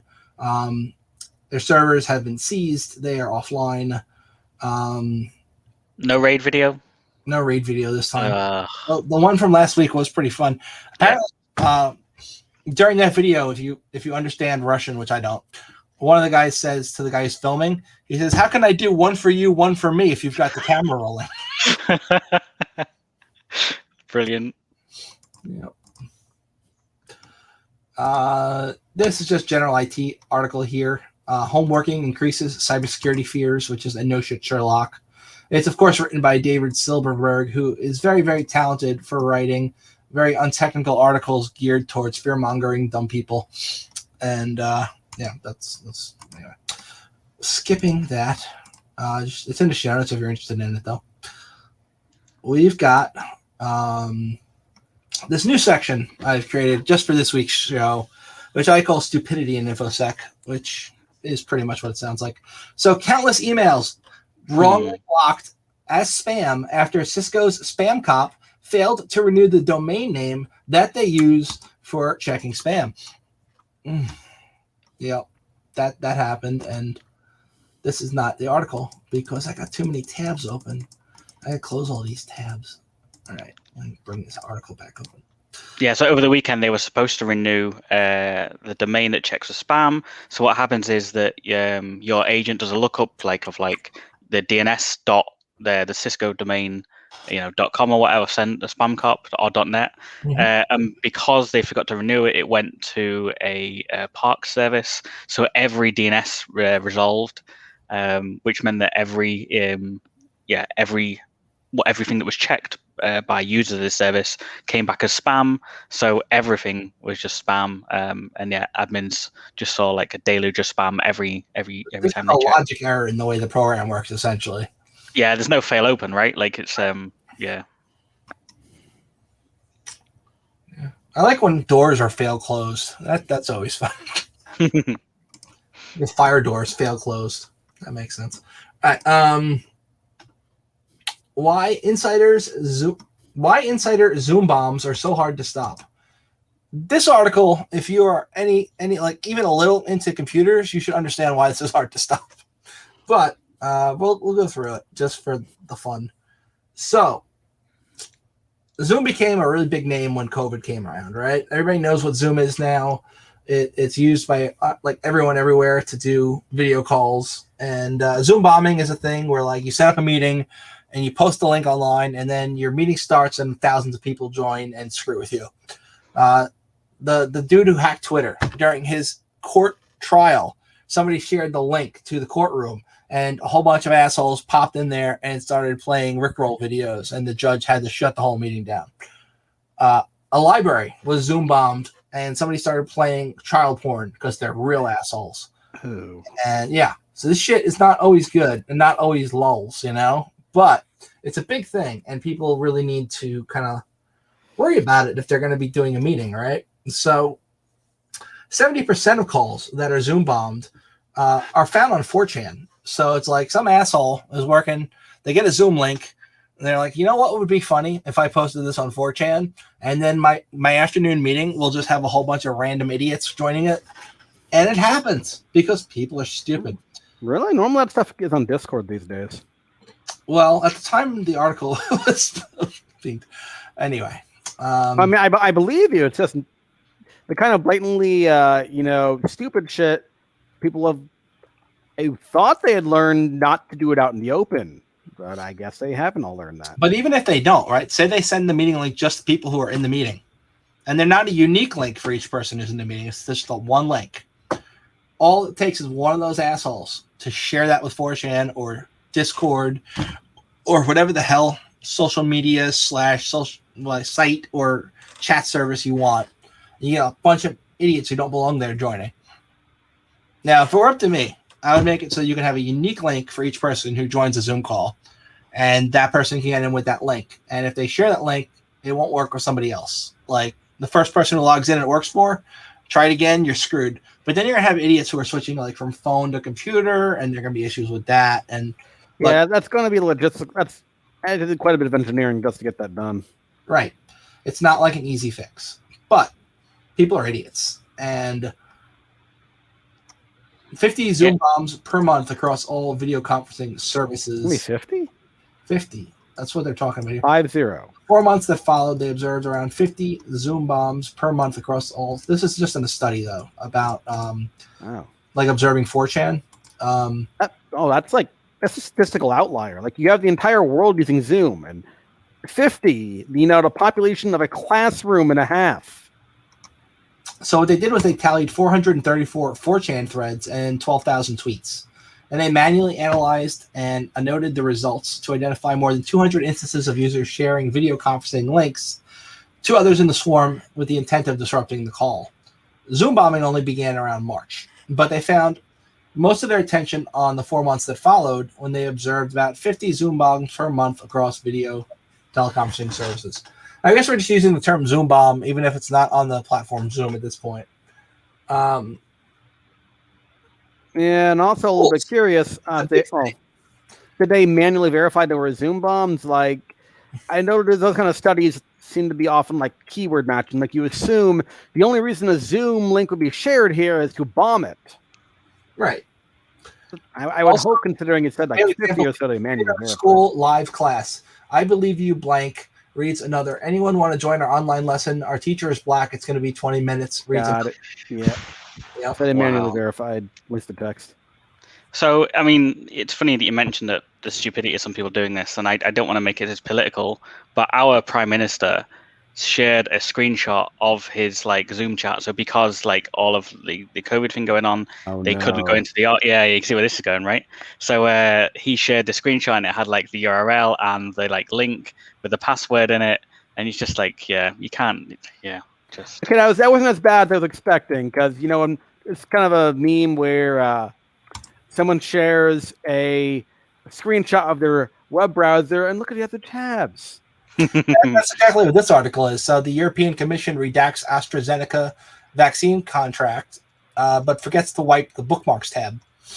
So essentially, same kind of shit, right? Somebody's sharing their screen, and yeah, they redacted all the stuff in the document they sent, but then left the link that anybody could use to then get the unredacted document visible. So it says the receiving party shall treat all confidential information as secret and confidential and shall not use or disclose to any third party confidential information, yada, yada, yada. What's the consequence of this shit? For this? Yeah. I don't know. It's the EU, so I guess this would more be, well, it won't be his because they're not in the EU. But you're over there. Why don't you take nothing, unfortunately. I can't see that any confidential data has been leaked. Otherwise, that would fall under. We have a system called GDPR here, which is like a EU directive to protect data. So, yeah, I just think maybe finger wagging. I can't see anyone actually being told off to do. To do this, it'd just be like well, you shouldn't have done that finger wagging exercise, and then we'll just move on to the next shit show. Yeah. But it's just like stupid, right? It's just like it's under this section because like why redact a PDF and then send a link to the unredacted PDF? Just yeah. Next we got Microsoft Defender killing Chrome download. Well, Chrome because the Chrome update they thought was a backdoor. That's technically. Yep. So Microsoft app. The commercial version of the ubiquitous Defender and Microsoft's top enterprise security solution are having a pretty bad day because they've been labeling Chrome browser updates as a backdoor Trojan. The detections can be seen in this screenshot right here that we can make it a little bigger. But it's like got the SHA-1, SHA-256, and the MD5. It is calling it backdoor php/fun-valget.a. Because an active fun valget backdoor was blocked. Thank you, Defender. So sysadmin's not happy about this, making more work for them. A lot of people in enterprise environments are shitting their pants, seeing a whole bunch of these alerts pop up, right? And they're waiting a formal statement from Microsoft to confirm the detection's a false positive and not an actual threat. That reminds me, I've sent, I think it's 8 or 9 copies of Kali Linux to Microsoft by now. Their Defender keeps flagging and asking me to upload it. But you know how their 1 second here. Brain processing. All right, you know how they will allow you to pick your own WSL distro now? So you can pick like Kali and it'll install Kali instead of Ubuntu or whatever. And then you're just sitting around on your computer and all of a sudden Windows Defender starts going freaking insane because it started somehow getting access to those files that you're only supposed to be able to see in WSL and it somehow mapped them. And now it's seeing everything in Kali and throwing like 4,000 flags up, screaming at you. Your system is destroyed and like. Oh, yeah, but it's only flagging the ISO, not the virtual machine for some reason. Oh, the ISO is going to get flagged because it pops that open. But I'm not talking to real VM. I'm just talking to WSL shit. I know. Like it pops that open somehow. and then it has these weird like volume shadow copy names to it, and it's like this exists, and it's like listing every freaking thing in exploit DB, and it's like every one of those Python and Ruby files and whatever's there. It's just like, you are so done. Well, and for then, me, if you're an idiot and you tell it to automatically delete anything it finds, now your system is just deleting everything into your WSL.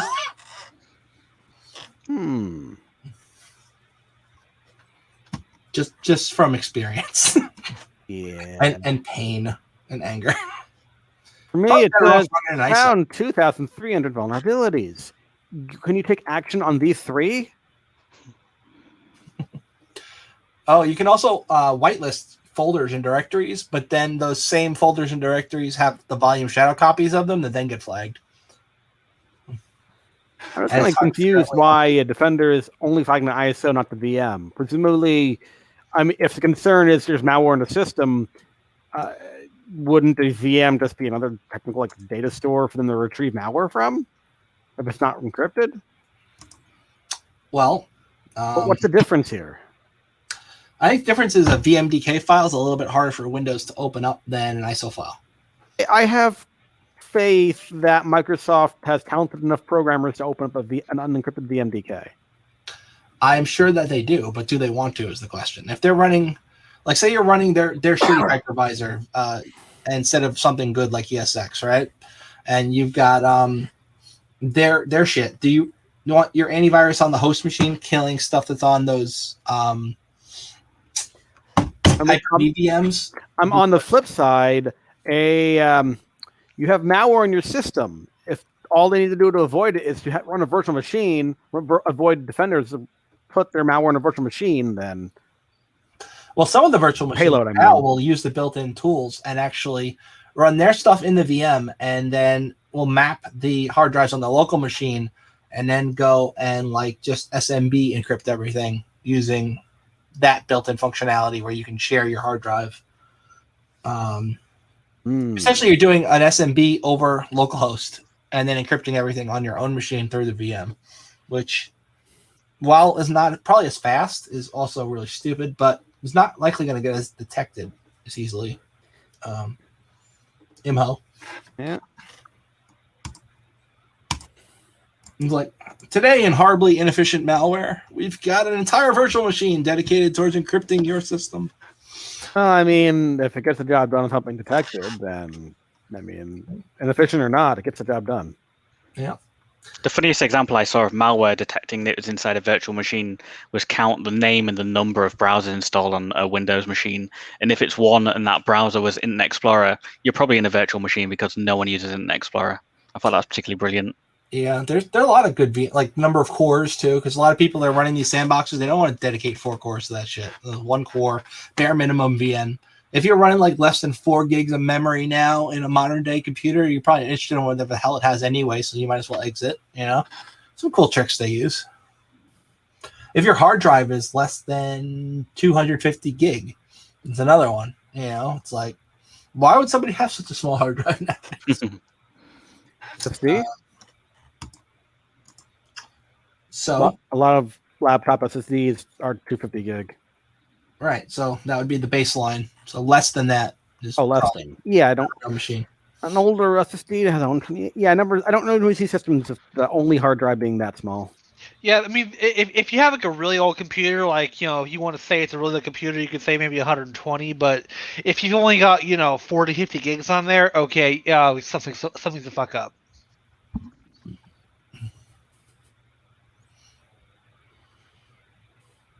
Right. So Generation wants to know, is it possible to track a YouTube account IP? No. Not easily. Not just from the YouTube account. I'd have to, if you fooled them to click on a link or something? Yeah, if you get them to click a link and you set up a web server, there you go. They click that link, you know who the hell they are. But it's not easily going to be able to tell somebody's IP just from their Google account. There was a tool I demoed a few months back that was like some get some info on a Google account. Was able to tell like where Adrian was located, places he'd gone, but if you did some intensive Googling, you probably could have figured that out on your own. But there is tools that are out there that can give you some info, but you ain't gonna be able to get somebody's IP easily just from their account. Yeah, you would need like an IP logger, like what's the one I use? Shit, I gotta find it. If you can extrapolate their Gmail account from their Google account that you've got access to, I mean, you send could them an email and do the pixel trick. Yeah, you could do a pixel trick or an IP link or anything like that, but that's pretty much it. Because even in most Gmail apps, like even in like the G App suite for businesses, they strip out the client sending IP a lot of times too. So you can't even like view an email they send you. Like Gmail is pretty good about keeping IP. We're essentially we send them an email. Well, as soon as they click the get images, it's going to grab an image off our server. We're going to know where the hell they're coming from. Right. So well, for the Gmail, Google's the one that retrieves the image. You'd have to have a pixel that's tailored to that specific person. It wouldn't have their IP though. What? Yes, you would. This has been years and years and years ago. Google implemented a system where Google downloads the images at the time of opening the email. Yeah, Googlebot. Know that? They've done it sometimes, yeah, because that way they do it through filtering to make sure that it's not malware or some shit like that. It's also a privacy change where so just it raises the price of being able to. I just had an evil idea. Wait, if Google's going to download any images that are in my email that I sent to a Gmail user, what if I create a freaking 1 pixel by 1 pixel image that's like 90 terabytes big? I imagine there's limits. Because I don't actually have to send them that. They're just going to pull it off whatever server I have it on. It's at the time of someone opening the email. It's downloaded. Nah. I mean, you can use tools like Grabify, for example, and give them a link, and they've got a lot of link shorteners in there that make it look a little more innocuous. I've used that before. Mm-hmm. So, and of course you say, hey, I got you this or whatever, and bam, as soon as they click on it, you got their IP address. Gotcha. Well, then I'm out of ideas. We'll just have to hack them the old-fashioned way. Google is pretty good about keeping your privacy secret, except from them. They want to invade it. Like from everyone else, yeah, they don't want to let it leak out. But your privacy, no, they'll fucking get in that shit. Yep. Next in stupidity, we've got Synology is now going to be enforcing validated disks in enterprise NAS boxes. And guess what? The only disks that are over 4 terabytes that are validated are theirs. So if you want to have a NAS and you want it to run Synology, we're talking enterprise here, not the home stuff yet. But you want to run their NAS, you got to buy their disks, which are of course overpriced and exactly the same, except for the firmware as the Toshiba disks of the same size. It is literally the same disk. They just overwrite the firmware and put their own firmware that they claim now delivers sequential read performance of 23% beyond comparable drives. Now, is that comparing it to the exact same drive that they changed the firmware on? I don't know. I mean, that drive could already have 23% better performance than other disks. But did you say that they're DRMing their drives? They're not DRMing them, but kind of. Like they're saying, if you want to run our NAS software, firmware, on an enterprise product that we sell, you need to use our disks. And if you don't use our disks and you try and pop another disk in there, it's not going to work. So kind of DRMing. It's not the Keurig situation, but it is still stupid. Also, I can't imagine down the line somebody just dumping the firmware and taking that part out and then putting it back.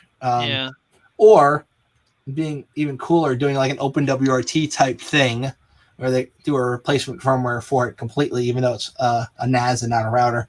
Just, same kind of premise, you can pop in 2 gig disks if you want, and then you can keep using your own disks. But if you're going to go 4 gigs or above, you can go on to 8 terabyte. I'm sorry, I keep saying gig instead of terabyte. I don't know. Anyway, you want to put the 8 terabyte, 12 terabyte, or 16 terabyte disks in, you got to buy their disks. You cannot start a new storage pool if you're not using their disks.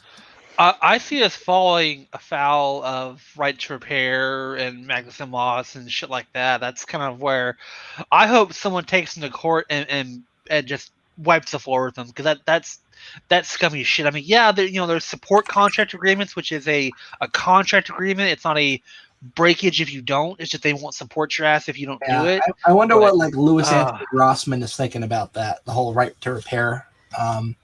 He's a big proponent of that. Yeah. And the next thing is Stupidity. I can never say the name of this company properly. I'm gonna wing it. Huawei. Is that close? Huawei. Whatever. They put out their own operating system. Because Google said you can't use ours anymore, and iOS certainly ain't gonna run on their shit. So they're like, we're gonna make our own, and it will have blackjack and hookers. But does it? No, because all they did was try and disguise Android. Yeah. Yep. They literally just were like, hey, this is not Android. Don't go into developer settings and look at all the .com.android app stuff. This is our stuff. Wait, the Chinese have disguised something as something they didn't make? Oh, that's a shock. Not only that, but they put up an intensely hard way for developers to gain access to this who want to write apps for it. So if you are a developer and you want to gain access to this operating system to futz around with, you need to fill out some forms, wait a few days. They verify that you've got a good social credit score, and then if you get access to it, there's a local version, but the developer stuff that they're pushing, they're actually finding out they're just remoting into actual smartphones that are somewhere else. Like they have remote software on them. And if you go to screw with the USB stuff, you get disconnected because you're on a remote connection. So you turn on debugging and guess what? You lose your connection because you're literally remoted into somebody else's phone. Well, not somebody else's, but like a phone they set up that is for developers to remote into to test out apps. Under the hood, it's just Android. I mean, look, you got to go through all this shit. You got to scan your passport. They're going to check your social media. You got to provide them with all your social media. They do a 2-day background check. And then you also got to pay them. Yeah. So it's Android 10. Literally, it's Android 10. Look, that's the same thing. It's the same freaking thing. It's Android. It's not. Anyway. So, like, if you do modding, or like you like screwing with ROMs and like fooling around with your phone operating system, like using Cyanogen mod or whatever the hell it's called now. Lineage. Yeah. What? It's Lineage OS now, but yeah. Lineage now, yeah. Like, you know what this is like. Like, you go to install an OS, and off the bat, if you forgot to grab the stuff, like the App Store and all that, you could get Android that doesn't have any App Store in it. You literally got Android that's running nothing. So that's what they did, essentially. They took a base image, and they put their own App Store in it, and they're like, look, this is not Google. This is us. It's still APK files, and it's still the same exact shit. The emulator you need to run locally to do this is literally an Android emulator that they've reskinned. It is a shit show. And I think they're just kind of hoping nobody cares, because at this point it's pretty obvious they're just ripping off Android completely. But their dev documents are an exercise in psychological warfare.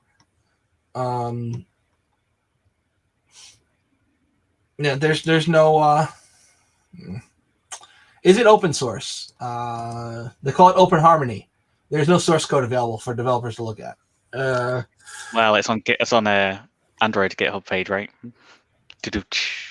No, okay. I get my code. I'll see you out. Their emulator, right? Open Harmony 1.0 and Harmony OS 2.0 are not the same emulator. They're completely different things.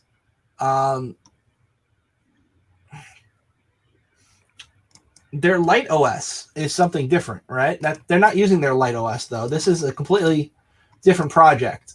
And in their Light OS, they are using like a different kernel. It's based on Linux. which Android is too, but this is not that. Like, they have all these documents about what it is, and they're literally, the documents are about Light OS, but the thing that they're giving to not giving to manufacturers, they aren't a manufacturer, but the thing they're putting on their phones is just Android. They're saying, this is what it is, but it's really this, and this is just Android. So, well, the funny part is towards the bottom of the article, it says Huawei is willing to license Harmony OS to other smartphone manufacturers and become a real OS vendor. But it's not clear why anyone will choose to go with Harmony OS since it's just an Android clone, but slower. That's a good quote. I like that. Matthew Green tweeted something worrying. I like the Reddit article deal here. I made this. You made this. I made this. It's great. Yeah. Random. Remember years ago, the whole it was one of the NSA leaks with the mention of backdoor cryptography. The Cisco stuff. Hold on, here we go. The person involved in the dual elliptical curve compromise. Apparently, and the people behind that, actually the architect behind that from the National Security Agency is now the director of applied cryptography for AWS at Amazon. Really? Yeah, so a person that was behind backdoor and cryptography at the NSA is now the head of cryptography implementation for AWS at Amazon. I wonder why they hire somebody with those credentials. Yeah. What's the person's name? Sorry, just I'm gonna. The person's name is Margaret Salter. Thank you. That's interesting. Yeah, look up Matthew Green's recent tweet as it was in the past half an hour. Cool. And last but not least, this is not an InfoSec article. It's just stupid. So, prosecutors don't know where Kyle Rittenhouse is. They're looking for an arrest warrant. Why did they let him out in the first place? Yes, I know. And don't yell at me. I know what your arguments are. But if somebody's a murder suspect and you really think that they did do some murders, regardless of the political, what he did, why would you let him out in the first place? I know he made the $2 million cash bail. If he was self-defense, why not let him out? Because he's a high flight risk. Is he? Well, he freaking disappeared. For how long has he been gone? How long have you been gone? Did you read this article yet? I did not. No, I have not. No, neither did I. So, according to the article that neither of us read, prosecutors filed a motion on Wednesday saying the court was unable to deliver a hearing notice to Kyle Rittenhouse at the address listed on his home for release paperwork. The notice was returned to the court because a forwarding address was not known. Prosecutors wrote in their filing that he failed to notify the court of any address change. They asked the court to increase his bail by another $200,000 because of the violation. They said they're unable to monitor his whereabouts because he failed to notify them that he moved. His cash bond was raised from online supporters, and he has claimed he acted in self-defense. Kenosha detectives say they went to the apartment that's listed as his address, and a man said he had rented the apartment since December 15th, and Kyle Rittenhouse has not been there since then. The defense attorney filed a response to the prosecutor's motion objecting to the bond increase. They are saying that he has been receiving death threats since the Kenosha shootings and essentially has been moved to a safe house and deleted his social media accounts. And because of that, that's why they don't know where he is. I wonder if the safe house is in the United States. It probably is, because it's kind of hard to get out of the U.S. without tripping that up, because his name would be in the computer if he was trying to flee the country while under indictment. Yeah. Prosecutors are asking a judge to smuggle it that out, which, yeah. The 18-year-old is free on bond, awaiting trial, charged with killing 2 protesters in the aftermath of the Jacob Blake police shooting. In a motion filed today, prosecutors say when Rittenhouse went to a Racine County bar after his arraignment, he flashed white power signs while posing for photos and was serenaded with the Proud Boys anthem. Among other things, prosecutors want his work modified so he is restricted from associating with known militia members or members of white supremacist organizations, saying such an association could intimidate. They mean the OK sign. When they say white supremacist hand signals, they mean the OK sign. Shit. Didn't the new press secretary use that sign recently? Yeah, I was trying to find that picture because I'm scrolling up through a Discord channel I'm in that posts a lot of this shit to find it because it's fucking good. Invite me to the Discord channel. I need more meetings. I can't. You can't? No, I can't. Why not? I'm not cool enough? That's kind of private, so. I'm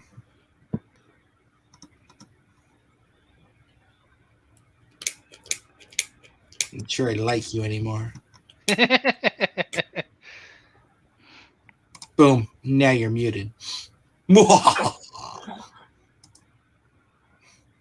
Unmuted. All right. Rittenhouse does face life in prison if convicted. Did he act in self-defense? Did he not act in self-defense? That's not an issue for us. We're an InfoSec thing. What I want to know is the guy who was like a felon, who had a gun, who had most of his biceps shot off. Whatever happened to him? He probably is not getting prosecuted because they wouldn't do that because they're inconsistent. Yep, and that concludes our show notes. Anybody have anything else they'd like to talk about today? We'll talk about why Doctor Who is superior to all American television. Until they retcon Doctor Who to no longer be a Time Lord, yeah. Well, that is objectively false. Did they retcon Doctor Who to no longer be a Time Lord, or was she never a Time Lord? Well, sorry. Was it canon all along? You just didn't know about it. No, Doctor Who, the Doctor is just the omni minority. No, you mean the timeless child is the phrase you're looking for. Oh, God, it's so bad. The writer for that season wanted to slash and burn chances of it going back. Well, I got a theory that the Master is one of the Doctor's previous incarnations. I'm not a big Doctor Who fan. I watched some of the stuff from maybe the 70s, 80s when it was on PBS back in the 90s. Some of it was interesting. Dan, I saw when they did the reboot, when it was Christopher Eccleston for the first season. I watched all of that, but then I just kind of lost interest because I can't remember what something says. Star Trek is careless with its continuity. Doctor Who just says fuck it all. Well, Doctor Who has its own sub-continuity. And there's a whole argument of what's canon and what's not, because they got like a lot of audiobooks and stuff. Are those considered canon? Well, some of them are read by actual former doctors. So are those adventures canon? Just like we don't know about them, or there's that whole argument too. What's canon versus what's fanfic versus what's neither. They do often change what happened before, but I mean it's a time travel show, so you can kind of get away with doing that. I just want to see more Captain Jack, honestly. Are they going to do another season of Doctor Who? The last season didn't get great ratings, from my understanding. Yeah, they're going to keep doing it because despite the ratings, now it's a social cause, man. It's like we can push the progressive agenda right through Doctor Who. We don't need, it's popular culture. the Omni minority is being funded by British taxpayer dollars, which the British politicians can always threaten. If you're going to be funded by British taxpayer dollars, you need to be pushing a social agenda. It's true. Can confirm. Which part? All of it. All of it. Yeah, they'll continue it.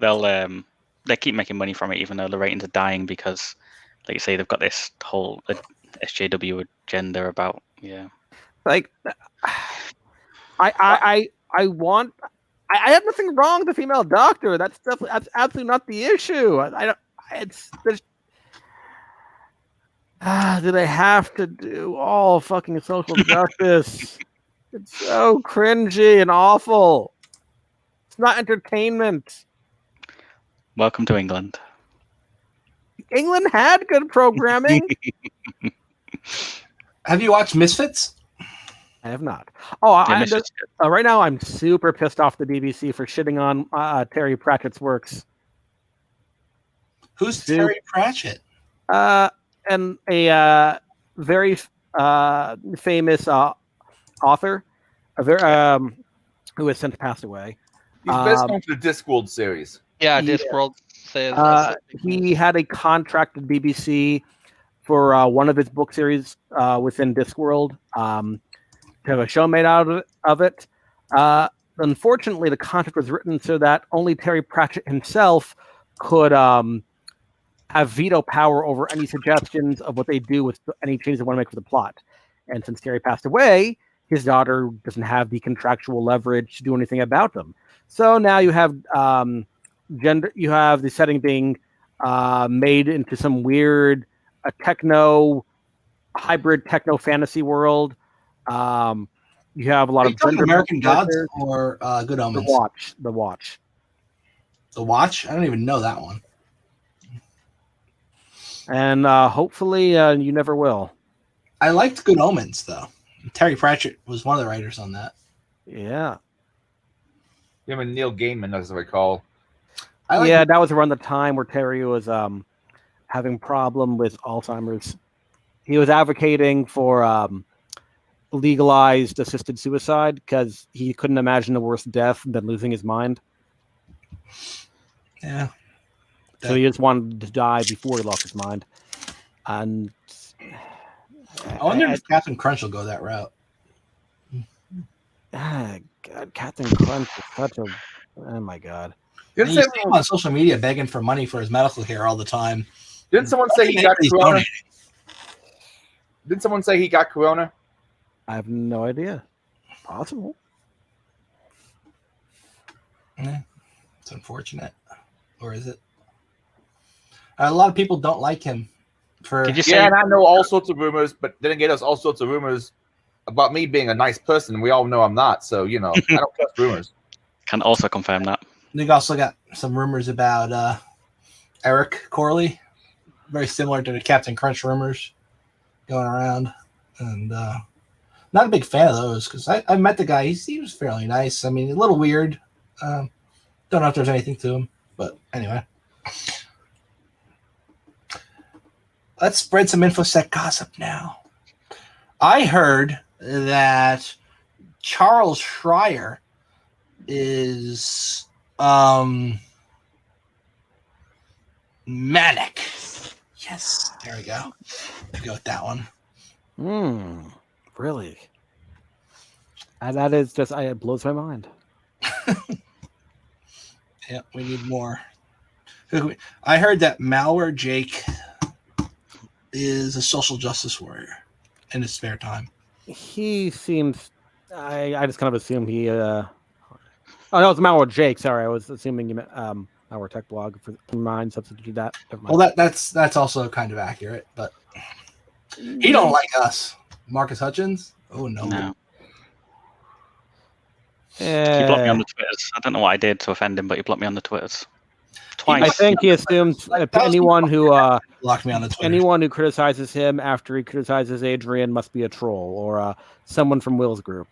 That is what he said publicly. Yep. He said he was looking for a house. The fact that he sold banking malware for all those years. Yeah, and I talked with someone at Hope who said he knew the guy back when he was selling banking malware, and I don't know how true this is, but he made it abundantly clear to me that there was a lot more malware that he sold that didn't get brought up in the court's documents. Yeah.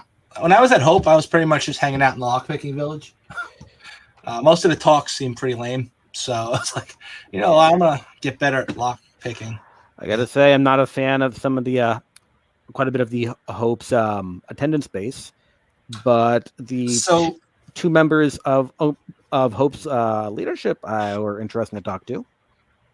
Yeah. I know some of the guys who do like security at Hope, and my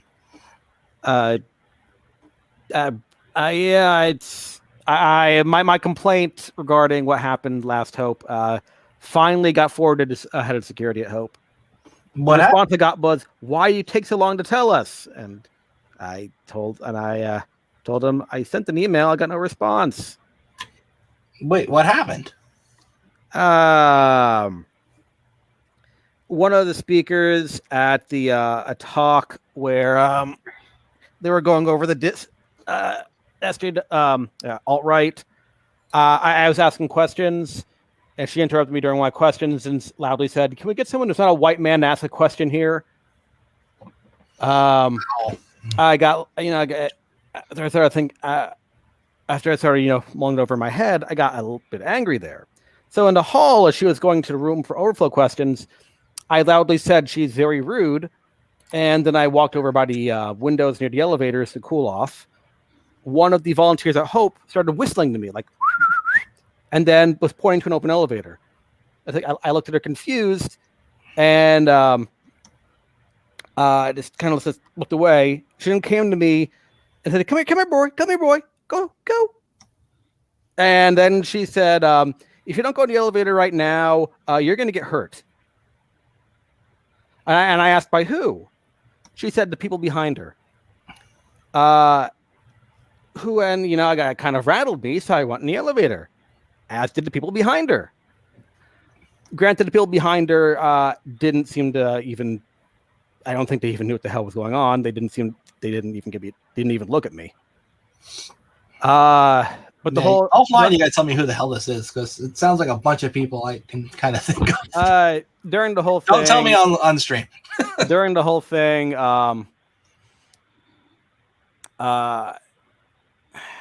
the lady was ranting out. So she came from Australia, and she didn't want.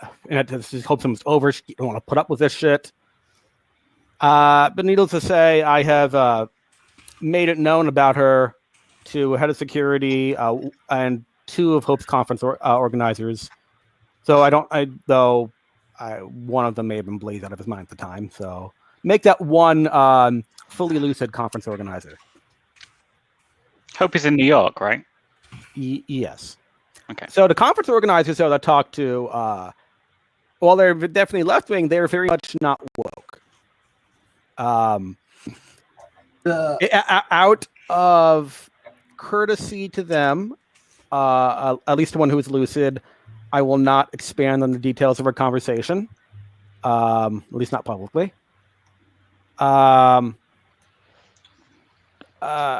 But needless to say, from the responses I got, this volunteer with a known quantity, who was always me like talked to me like a dog, and then threatened me to get in the elevator.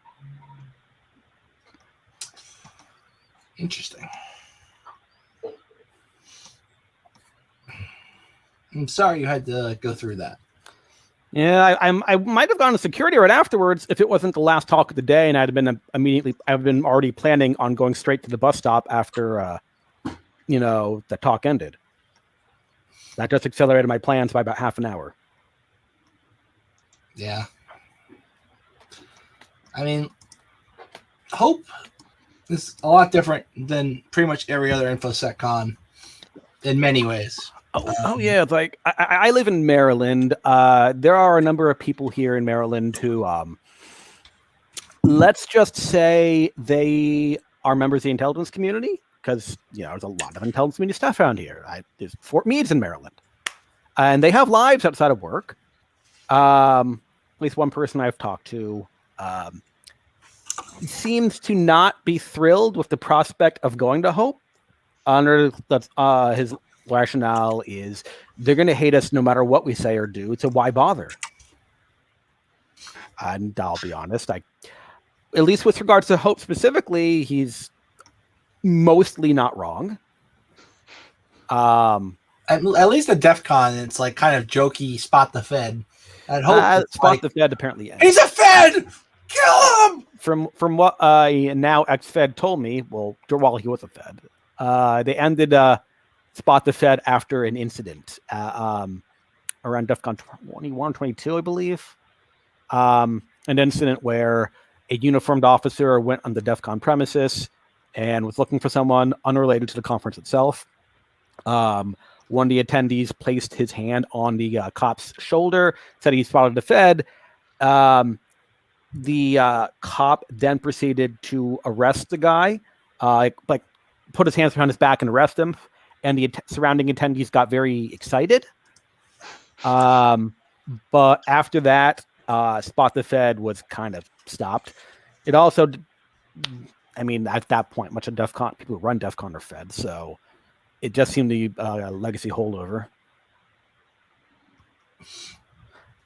Yeah. The person who told me this was one of the people running the Wireless Village at the time, an FBI computer scientist, who is no longer working for the FBI now, but yeah. Wasn't there a whole big to do with the what's that called?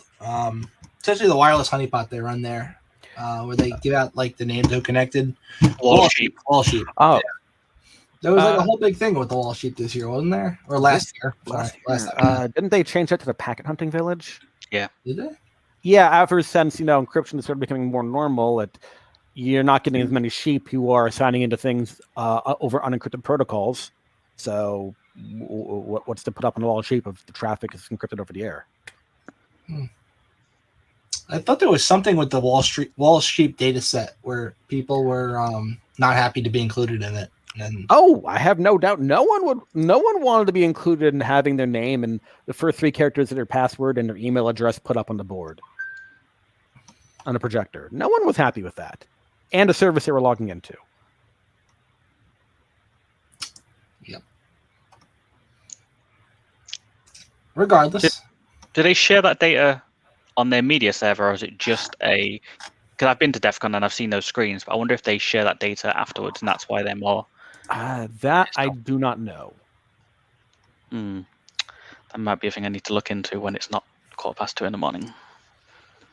I remember hearing something about it. I don't remember exactly what the hell it was, but it was like I was listening to people in passing talking about it.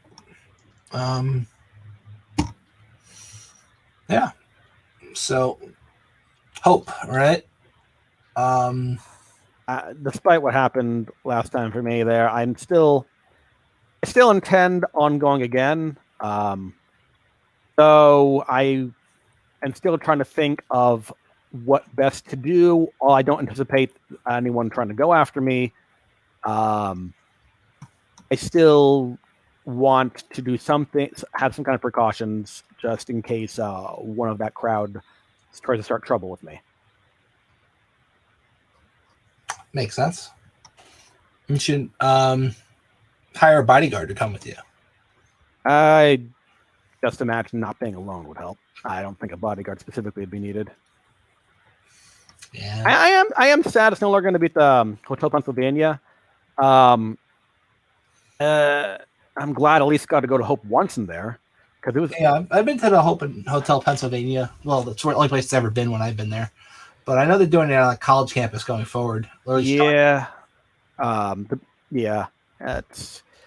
I mean, it was interesting. There was urban exploration in the actual hotel, and go on a higher floor. You just walk around the back and go to the back entrance of Hope without paying anything. I remember.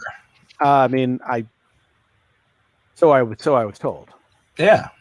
Granted, I did pay for admission, so. Yeah. And anyways, well, I paid for admission to DEF CON, but that didn't stop me from wearing a red shirt and walking to the front of the line, not standing on line for 4 hours. buying my pass. And has that worked for you? It worked pretty fucking well. I walked right up to the front of the line. Nobody stopped me. Nobody said shit. I walked right up and I bought my pass. Then I walked away. All right. Reminded me of someone from the Cockley party at DEF CON who was wearing a hat that says, I'm sorry, please don't mind me, I have autism, or something along those lines. And apparently he was bragging about how wearing that hat, he was just walking past everyone at the airport security line. It was like, he's pointing to his hat and was like, oh, okay. Yeah, I used to be friends with a pen tester, and he told me that he would walk into buildings wearing a shirt that literally said, I am the security threat. And people would ask him for security advice. Like where is this in the building? Like, they thought he was a security guard, because people, even if they see your shirt that says, I am the security threat, they seem to only read the part that says, I am the security. It's like, I'm reminded of the story I was told a while back where there was someone who used to work for the FBI who counterintelligence who wore a shirt that said, I'm a Russian spy. And it was discovered, like 20 plus years into his career, he was actually a Russian spy. That's he kept feeding that information back to Moscow. And when they finally caught him, he just told them, what took you so long? That's kind of a brilliant strategy, is to hide in plain sight and make it seem so obvious. Because let's face it, if you look at that, you're going to think it's not going to be that fucking easy. But sometimes it actually is. I mean, sometimes people joking aren't really joking. Granted, the difference is usually people like that are joking. But obviously not in this case. Are they though? Well, I'm not. Well, this is a very specific case, so I'm more along the lines meant people. Well, it used to be being ironic used to be more trendy until moralizers cracked down on that. It's a societal pastime. That makes more sense.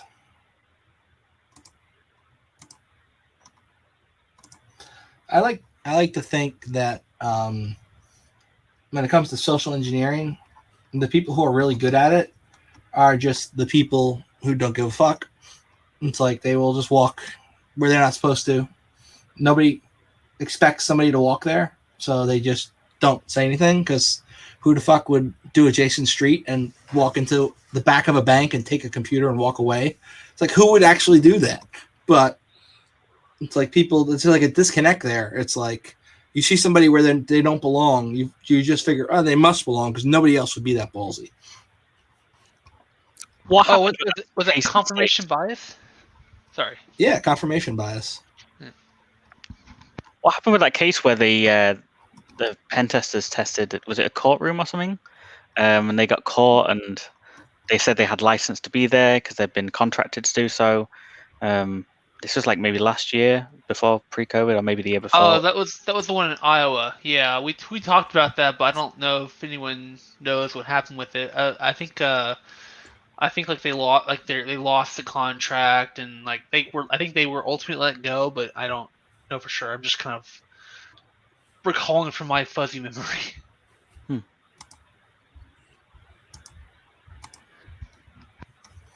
Oy.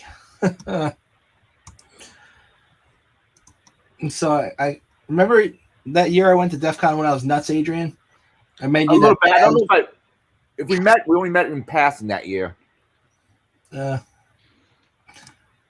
Anyway, I found a picture from it. Let's see if the craziness of me that year. This is what I was dressed like. Let's see, is the share screen still there? Do that. Share. Bunk. Yeah.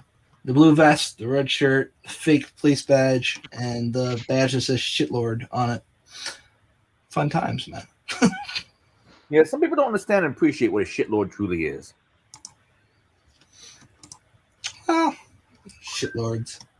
They're oh wait, here's a better one. This is pretty much how I walked without the vest on. This is how I walked right up to the front of the line and grabbed the pass. I didn't have the vest on at that time. Now, is that one of the years it was at Caesars? This was 2018, so I think it was at Caesars. Yeah. Yeah. I'm hoping I can get the vaccine before August because I want to go to DEF CON. I don't think it's going to happen until 2022 again, honestly. Yeah. Really? Even though the vaccine's out?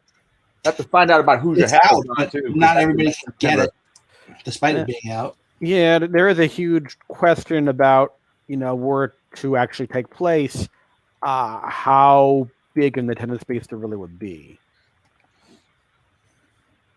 At the very minimum, most of the international base is going to be demolished.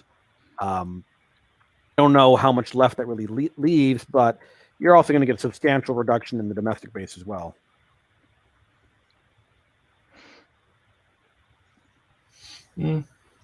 Indeed. So what else we got? Cons, man. I heard they're going to have this really cool con that's going to be like JerbyCon, but right across the river, man. Don't know quite like that, but it's going to be a much smaller affair. Hopefully everything comes through with it. I'm always scheduled to do video for them. Yeah. They're going to let you do video? I heard nobody wants you to do video anymore. No. You've been cancelled, Adrian. There's a very loud, I'm hoping, minority of people on Twitter, yes. Oh, they definitely are the minority. The activists always are. Can we cancel those people? I didn't catch what Liz said last. It sounded like, I mean, of course they're a minority. They always are. They're a vocal minority. But most people assume it's the majority. It's generally because they can usually bring media outlets to pressure shit when worse come to worse. The squeakier the wheel, the more likely it gets the oil. But also, Twitter is not real life, and people need to remember that. Wait a minute. You're saying what happens on Twitter is not real life? I mean, I'll almost say it's the opposite of real life. I mean, it's I don't think you should worry too much about not being asked to record cons right now, Adrian, considering there's no real cons to record. That's true. There's that, and there's also the whole, if you look at who's recorded the most shit over like the entirety of InfoSec cons, I think the archive of stuff that's been recorded by Adrian far surpasses pretty much anybody else.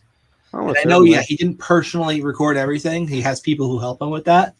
But the sheer amounts of content that's available that's been archived because of him, stuff that would not be around anymore if it weren't for him, I think is fucking amazing. And people really they take it for advantage, the stuff that he's done, and then they try and put words in his mouth and paint him like a villain when strawmanning for you. He's a really good guy, He's a bit of a pain in the ass, but he's a really good guy. Thank you. Yeah, so, Adrian, I love you in a mostly heterosexual way. Mostly.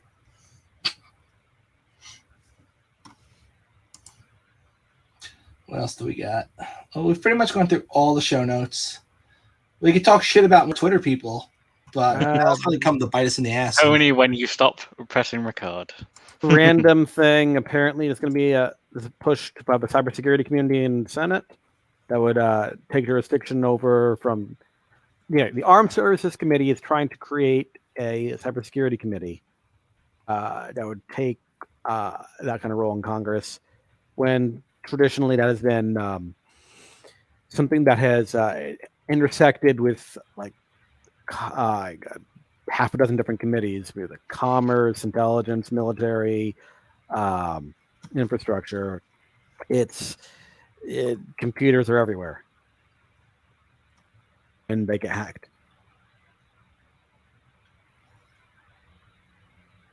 I'll tell you what, from an outsider's point of view, regardless of what you think about the political situation, it's going to be a boring 4 years compared to the previous 4 years, right? Only because of 2 years. 2 years. Well, 2 years, yeah, I guess, and then Kamala. There's going to be a lot of dumb shit done. There's going to be a lot of things that could be controversial if the media decides to make it that way. But I don't think they're going to report on shit that's disturbing. I've heard of an extraordinarily stupid thing the Democrats are trying to do. They want to brand the GOP as a party of QAnon. What? Which it's a smear. It's just talked about they want to do a smear campaign like that. And that's like branding the Democratic Party as Antifa. It's like they have. I mean, GOP has repeatedly, but it's just like with trying to brand the GOP as a party of the alt-right. It's just going to force the GOP to defend the demographic and accept them into the ranks. I mean, you have a lot of how should we put it? New members of the Republican Party that within the past 4 years, I think about like a third of the House. I mean, a third of the Republican Party in the House is completely new, and a lot of them are have unorthodox, from a Republican standpoint, political viewpoints. And that crazy lady who was actually quoting QAnon stuff, who was like a freaking sitting Congress. Yeah, that lady, the Jewish space laser lady, Marjorie Taylor. Why don't you ever let me use your lasers? Because the keys to that are only kept within the secret council. I can pick a lot. Does he have access to the secret Jewish space laser?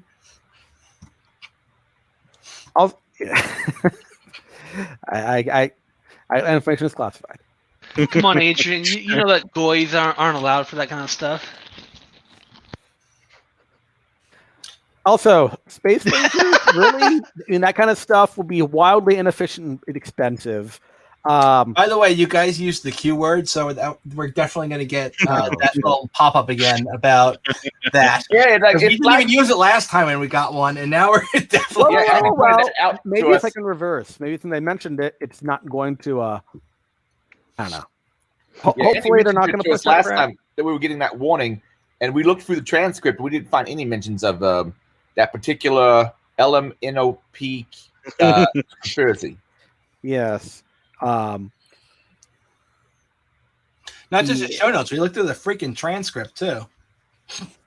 Yeah, that's what I'm saying. Yeah. Maybe there's a different keyword they associate with that crap, but regardless, if the Dems conclude they're going to go through with that messaging policy, it's going to force the GOP to defend people like Marjorie Taylor. It's going to force them to do that, and that's just going to be shitty for everyone involved, except for Marjorie Taylor.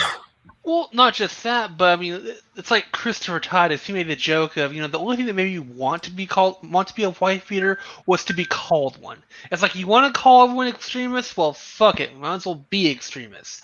That's a really bad outcome. I don't think they understand. Like, you force someone in that position, what are they gonna do? It's not just that. QAnon is not the most widespread known thing outside of the internet and political spheres. And first, the branding would make it much more widely known.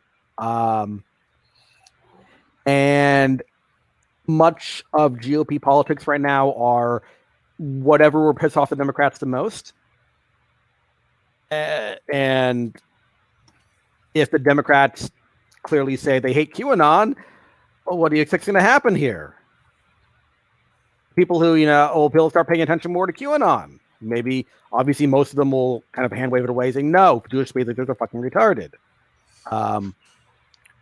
But there is going to be more people who will get involved in that, and it's just not going to end well. Yeah. Well, I have a whole theory about that shit myself, that essentially it was started by a bunch of rich pedophiles to kind of throw off the scent, because it's like they have so much crazy shit in there about like cannibals and deep states conspiracies that are like really far reaching. And while some of that stuff may or may not like have any kind of real bearing in the world, it certainly sounds like a fantasy movie. I think if you throw a bunch of crazy shit together with one real thing, and then everybody realizes there's so much crazy shit in that theory, they start saying everything in that theory is bullshit. It's all bullshit. So the whole part about the rich pedophiles gets thrown in with the baby in the bathwater. It's just thrown out. It's like it's gone, because if you don't believe, if you're not willing to believe about the whole like Pizzagate nonsense and all that crazy shit, If you think that's real, then you must also think that there are rich pedophiles. Like these are now part of the same conspiracy theory. So if you discredit one thing, you're discrediting the rest of it, and people don't believe it anymore. So they can get off scot-free. The first mention of QAnon on 4chan was from someone who at least had a Canadian IP address. Could have been a VPN, who knows? And that person was apparently used to be known as like Info Dumpanon, and just used Q because it sounded a bit sexier, like Q from James Bond. That's where the whole thing came from in 2017. Yeah, I mean, what you're kind of talking about, Barry, or it's not Barry, Tread, is basically instead of truth by omission, it's falsehood by omission. It's the exact inverse of that. Or I'm sorry, not omission, truth by proximity. Oh, damn it! I just had the phrase in my head, and now I just lost it. Basically, by being present to something, it's true, and this is basically the opposite. It's, being present to something else is false. It's poisoning. Yeah. It's poisoning the well. I hate the Democrats' messaging strategy so much. They've learned nothing from the past 4 years. They still don't know how to de-escalate things. No, they don't. In fact, I would say they're probably closer to accelerationists. Oh, yeah, fucking AOC going on and on about Ted Cruz should resign. You tried to have me murdered or whatever. There's that whole thing, and there's also the fact that she was actually across the street when it happened. I don't know. Was she... Her office is not in the Capitol building. It's across the street from the Capitol building. All I know about the whole thing, the most recent thing I read about the whole thing is one of the people who was in the Capitol building apparently recorded themselves saying, looking for Nancy so I could put a fucking bullet in her head. And they caught up to that person too. And I think there was some article about them going to jail today. I certainly hope so. If they were talking about wanting to kill the Speaker of the House. Mm-hmm. Why did so fucking many? It was like they were constantly lying to I think it was the FBI who was talking to them. First, it was like we were never in there, and then they were presented with video evidence of them being in there, and they're like, "Well, we never said that." And then they had video evidence of them saying, "Hey, fam, I'm here at the Capitol building trying to take back our nation." And they're like, "Well, we thought we were allowed in there because somebody was screaming that they're letting people in." And then they showed another video of them climbing in through the window. It's like, you're just a fucking idiot. I mean, why did so many of them record themselves on social media? Just that's the generation, man. They record everything they do. But a lot of them were like in their 40s and 50s. Since and I get a lot of Trump supporters. I know I get a lot of Trump supporters don't like masks, but this seems like a perfect time to be wearing them. Yes. Yeah. So Barry wants to bring up how Wall Street was pumping silver, and I think that's good because that was total bullshit. Essentially, they infiltrated the groups with bots and had thousands of posts about how we're going to stop pumping GameStop and we're going to start pumping silver. Well, see, my son was actually post that stuff on Reddit. Like, yeah, let's do that, and they started doing that. Then the Wall Street Bets mods come out and said only 3% of the tickers on Wall Street Bets even mentioned silver. NBC is full of crap, but the hedge funds own a lot of silver, so by pumping it, they're actually making money. And so you had the fucking silver pumper saying there's a split in the Wall Street Bets community. The real people, the real Wall Street Bets community is over here in this Discord server. Didn't they nuke their Discord server? Well, they're talking about a different Discord server. And as for the original Wall Street Bets Discord server, they Discord unbanned it about a day afterwards, and then said they will help Wall Street Bet mods with moderation. Help! We will help you. Yeah, the government says we are here to help you. From what I heard, the silver thing wasn't pumped by Reddit, but by the mainstream media saying it was. But pretty much. I don't know the small videos on it. Just like how a lot of these pumpers work, they may just make a small post or have some bots push their crap, maybe even one person involved, and then you'll have the media outlet or this e-celeb pushing it, saying, amplifying this post massively. Sometimes it might be their own fucking post. It's like, it's the same thing goes with harassment. Oh, there's so much harassment here. and you do a search, and maybe like 2 people, and they have like 5 followers. Robinhood's got to be dead now, right? Like as a platform, surely. After they tweeted 5 years ago saying let the people trade, and then they did. The Robinhood thing's a bit of an interesting thing from why they kind of freaked out and did what they did. From my understanding, due to regulation imposed on them from the Dodd-Frank Act, in the wake of the 2008 financial crisis, brokers have to put aside a certain amount of money for 3%. I thought it varied depending on how risky the investment is. Or about 100%, but normally it was 3% because essentially they had to put aside a certain amount of money for the 2-day period for the actual transaction to go through, because apparently when you buy a stock, you don't actually own the stock, and it's to a clearinghouse. Yeah, it's not. Yeah, it's in the clearinghouse for a few days. So 5% of all trades are processed through the same clearinghouse. So for that period of time, you had Robinhood effectively going bankrupt over just holding those GameStop trades, and we're actively soliciting like $1 billion from investors just so they can stay solvent. Which is all very interesting, but from a consumer perspective, well, it's really sketch. I'm sorry, consumers, we're not part of the fat cats trying to screw you over. Honest, the government made us do it. It's interesting also how they make money, because they say they have trades that don't cost you any money, right? But then they sell all your data to the hedge funds about what positions you're holding, when you're trying to sell, what stop losses you've got in place, and also they'll tack on about 1 to 2% above market for each trade you conduct. So you think you're getting these free trades, but you're actually paying commission. You just don't realize it. I didn't know about the above market. I didn't know they charge percentage of each trade you make. That's definitely. They don't tell you that they're doing that. Well, they have to disclose it somewhere. Inflate the market price when you go to buy by just like 1 or 2%. That has to be disclosed somewhere. That I mean, there's a whole thing where they will essentially go to a hedge fund, right? And so somebody wants to buy 200 shares of Apple, and the hedge fund says how much? It's $200 a share, right?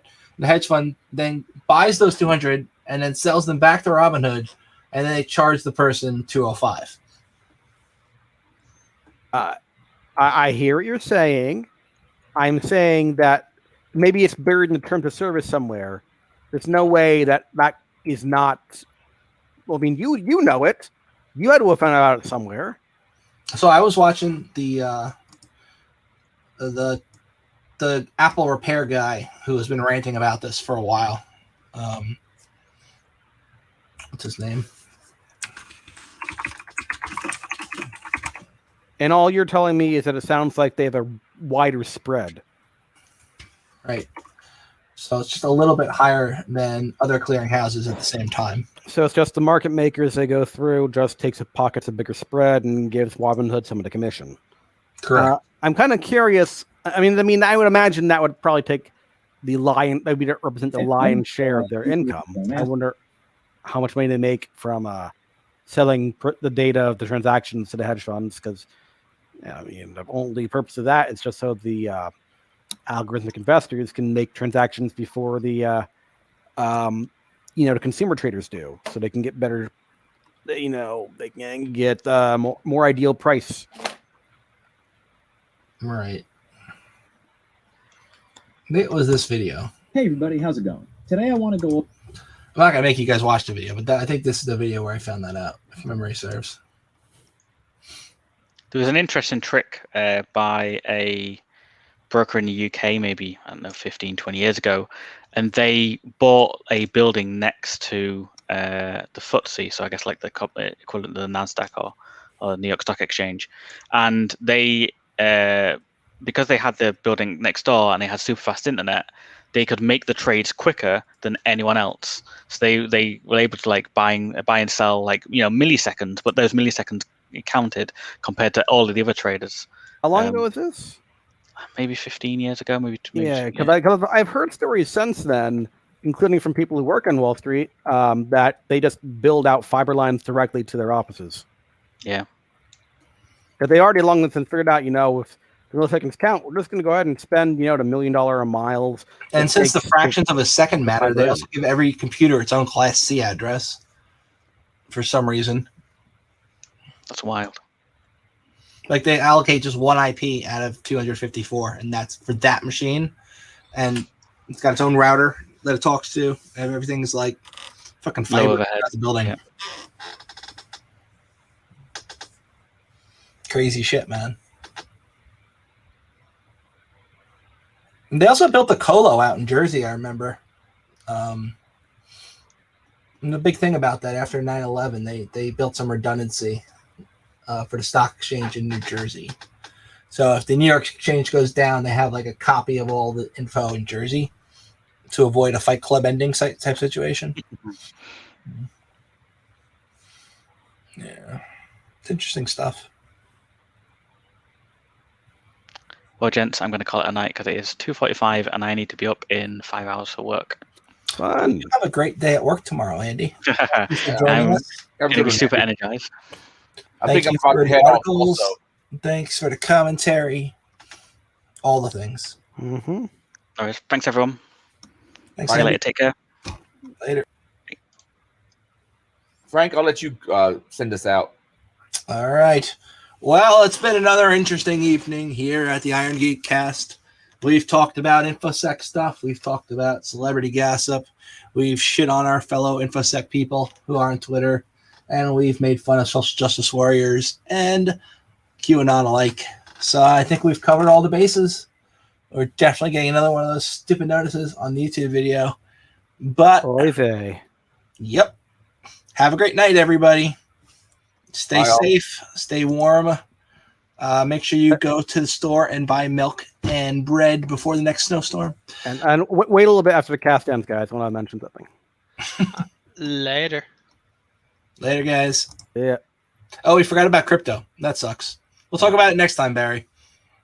Maybe.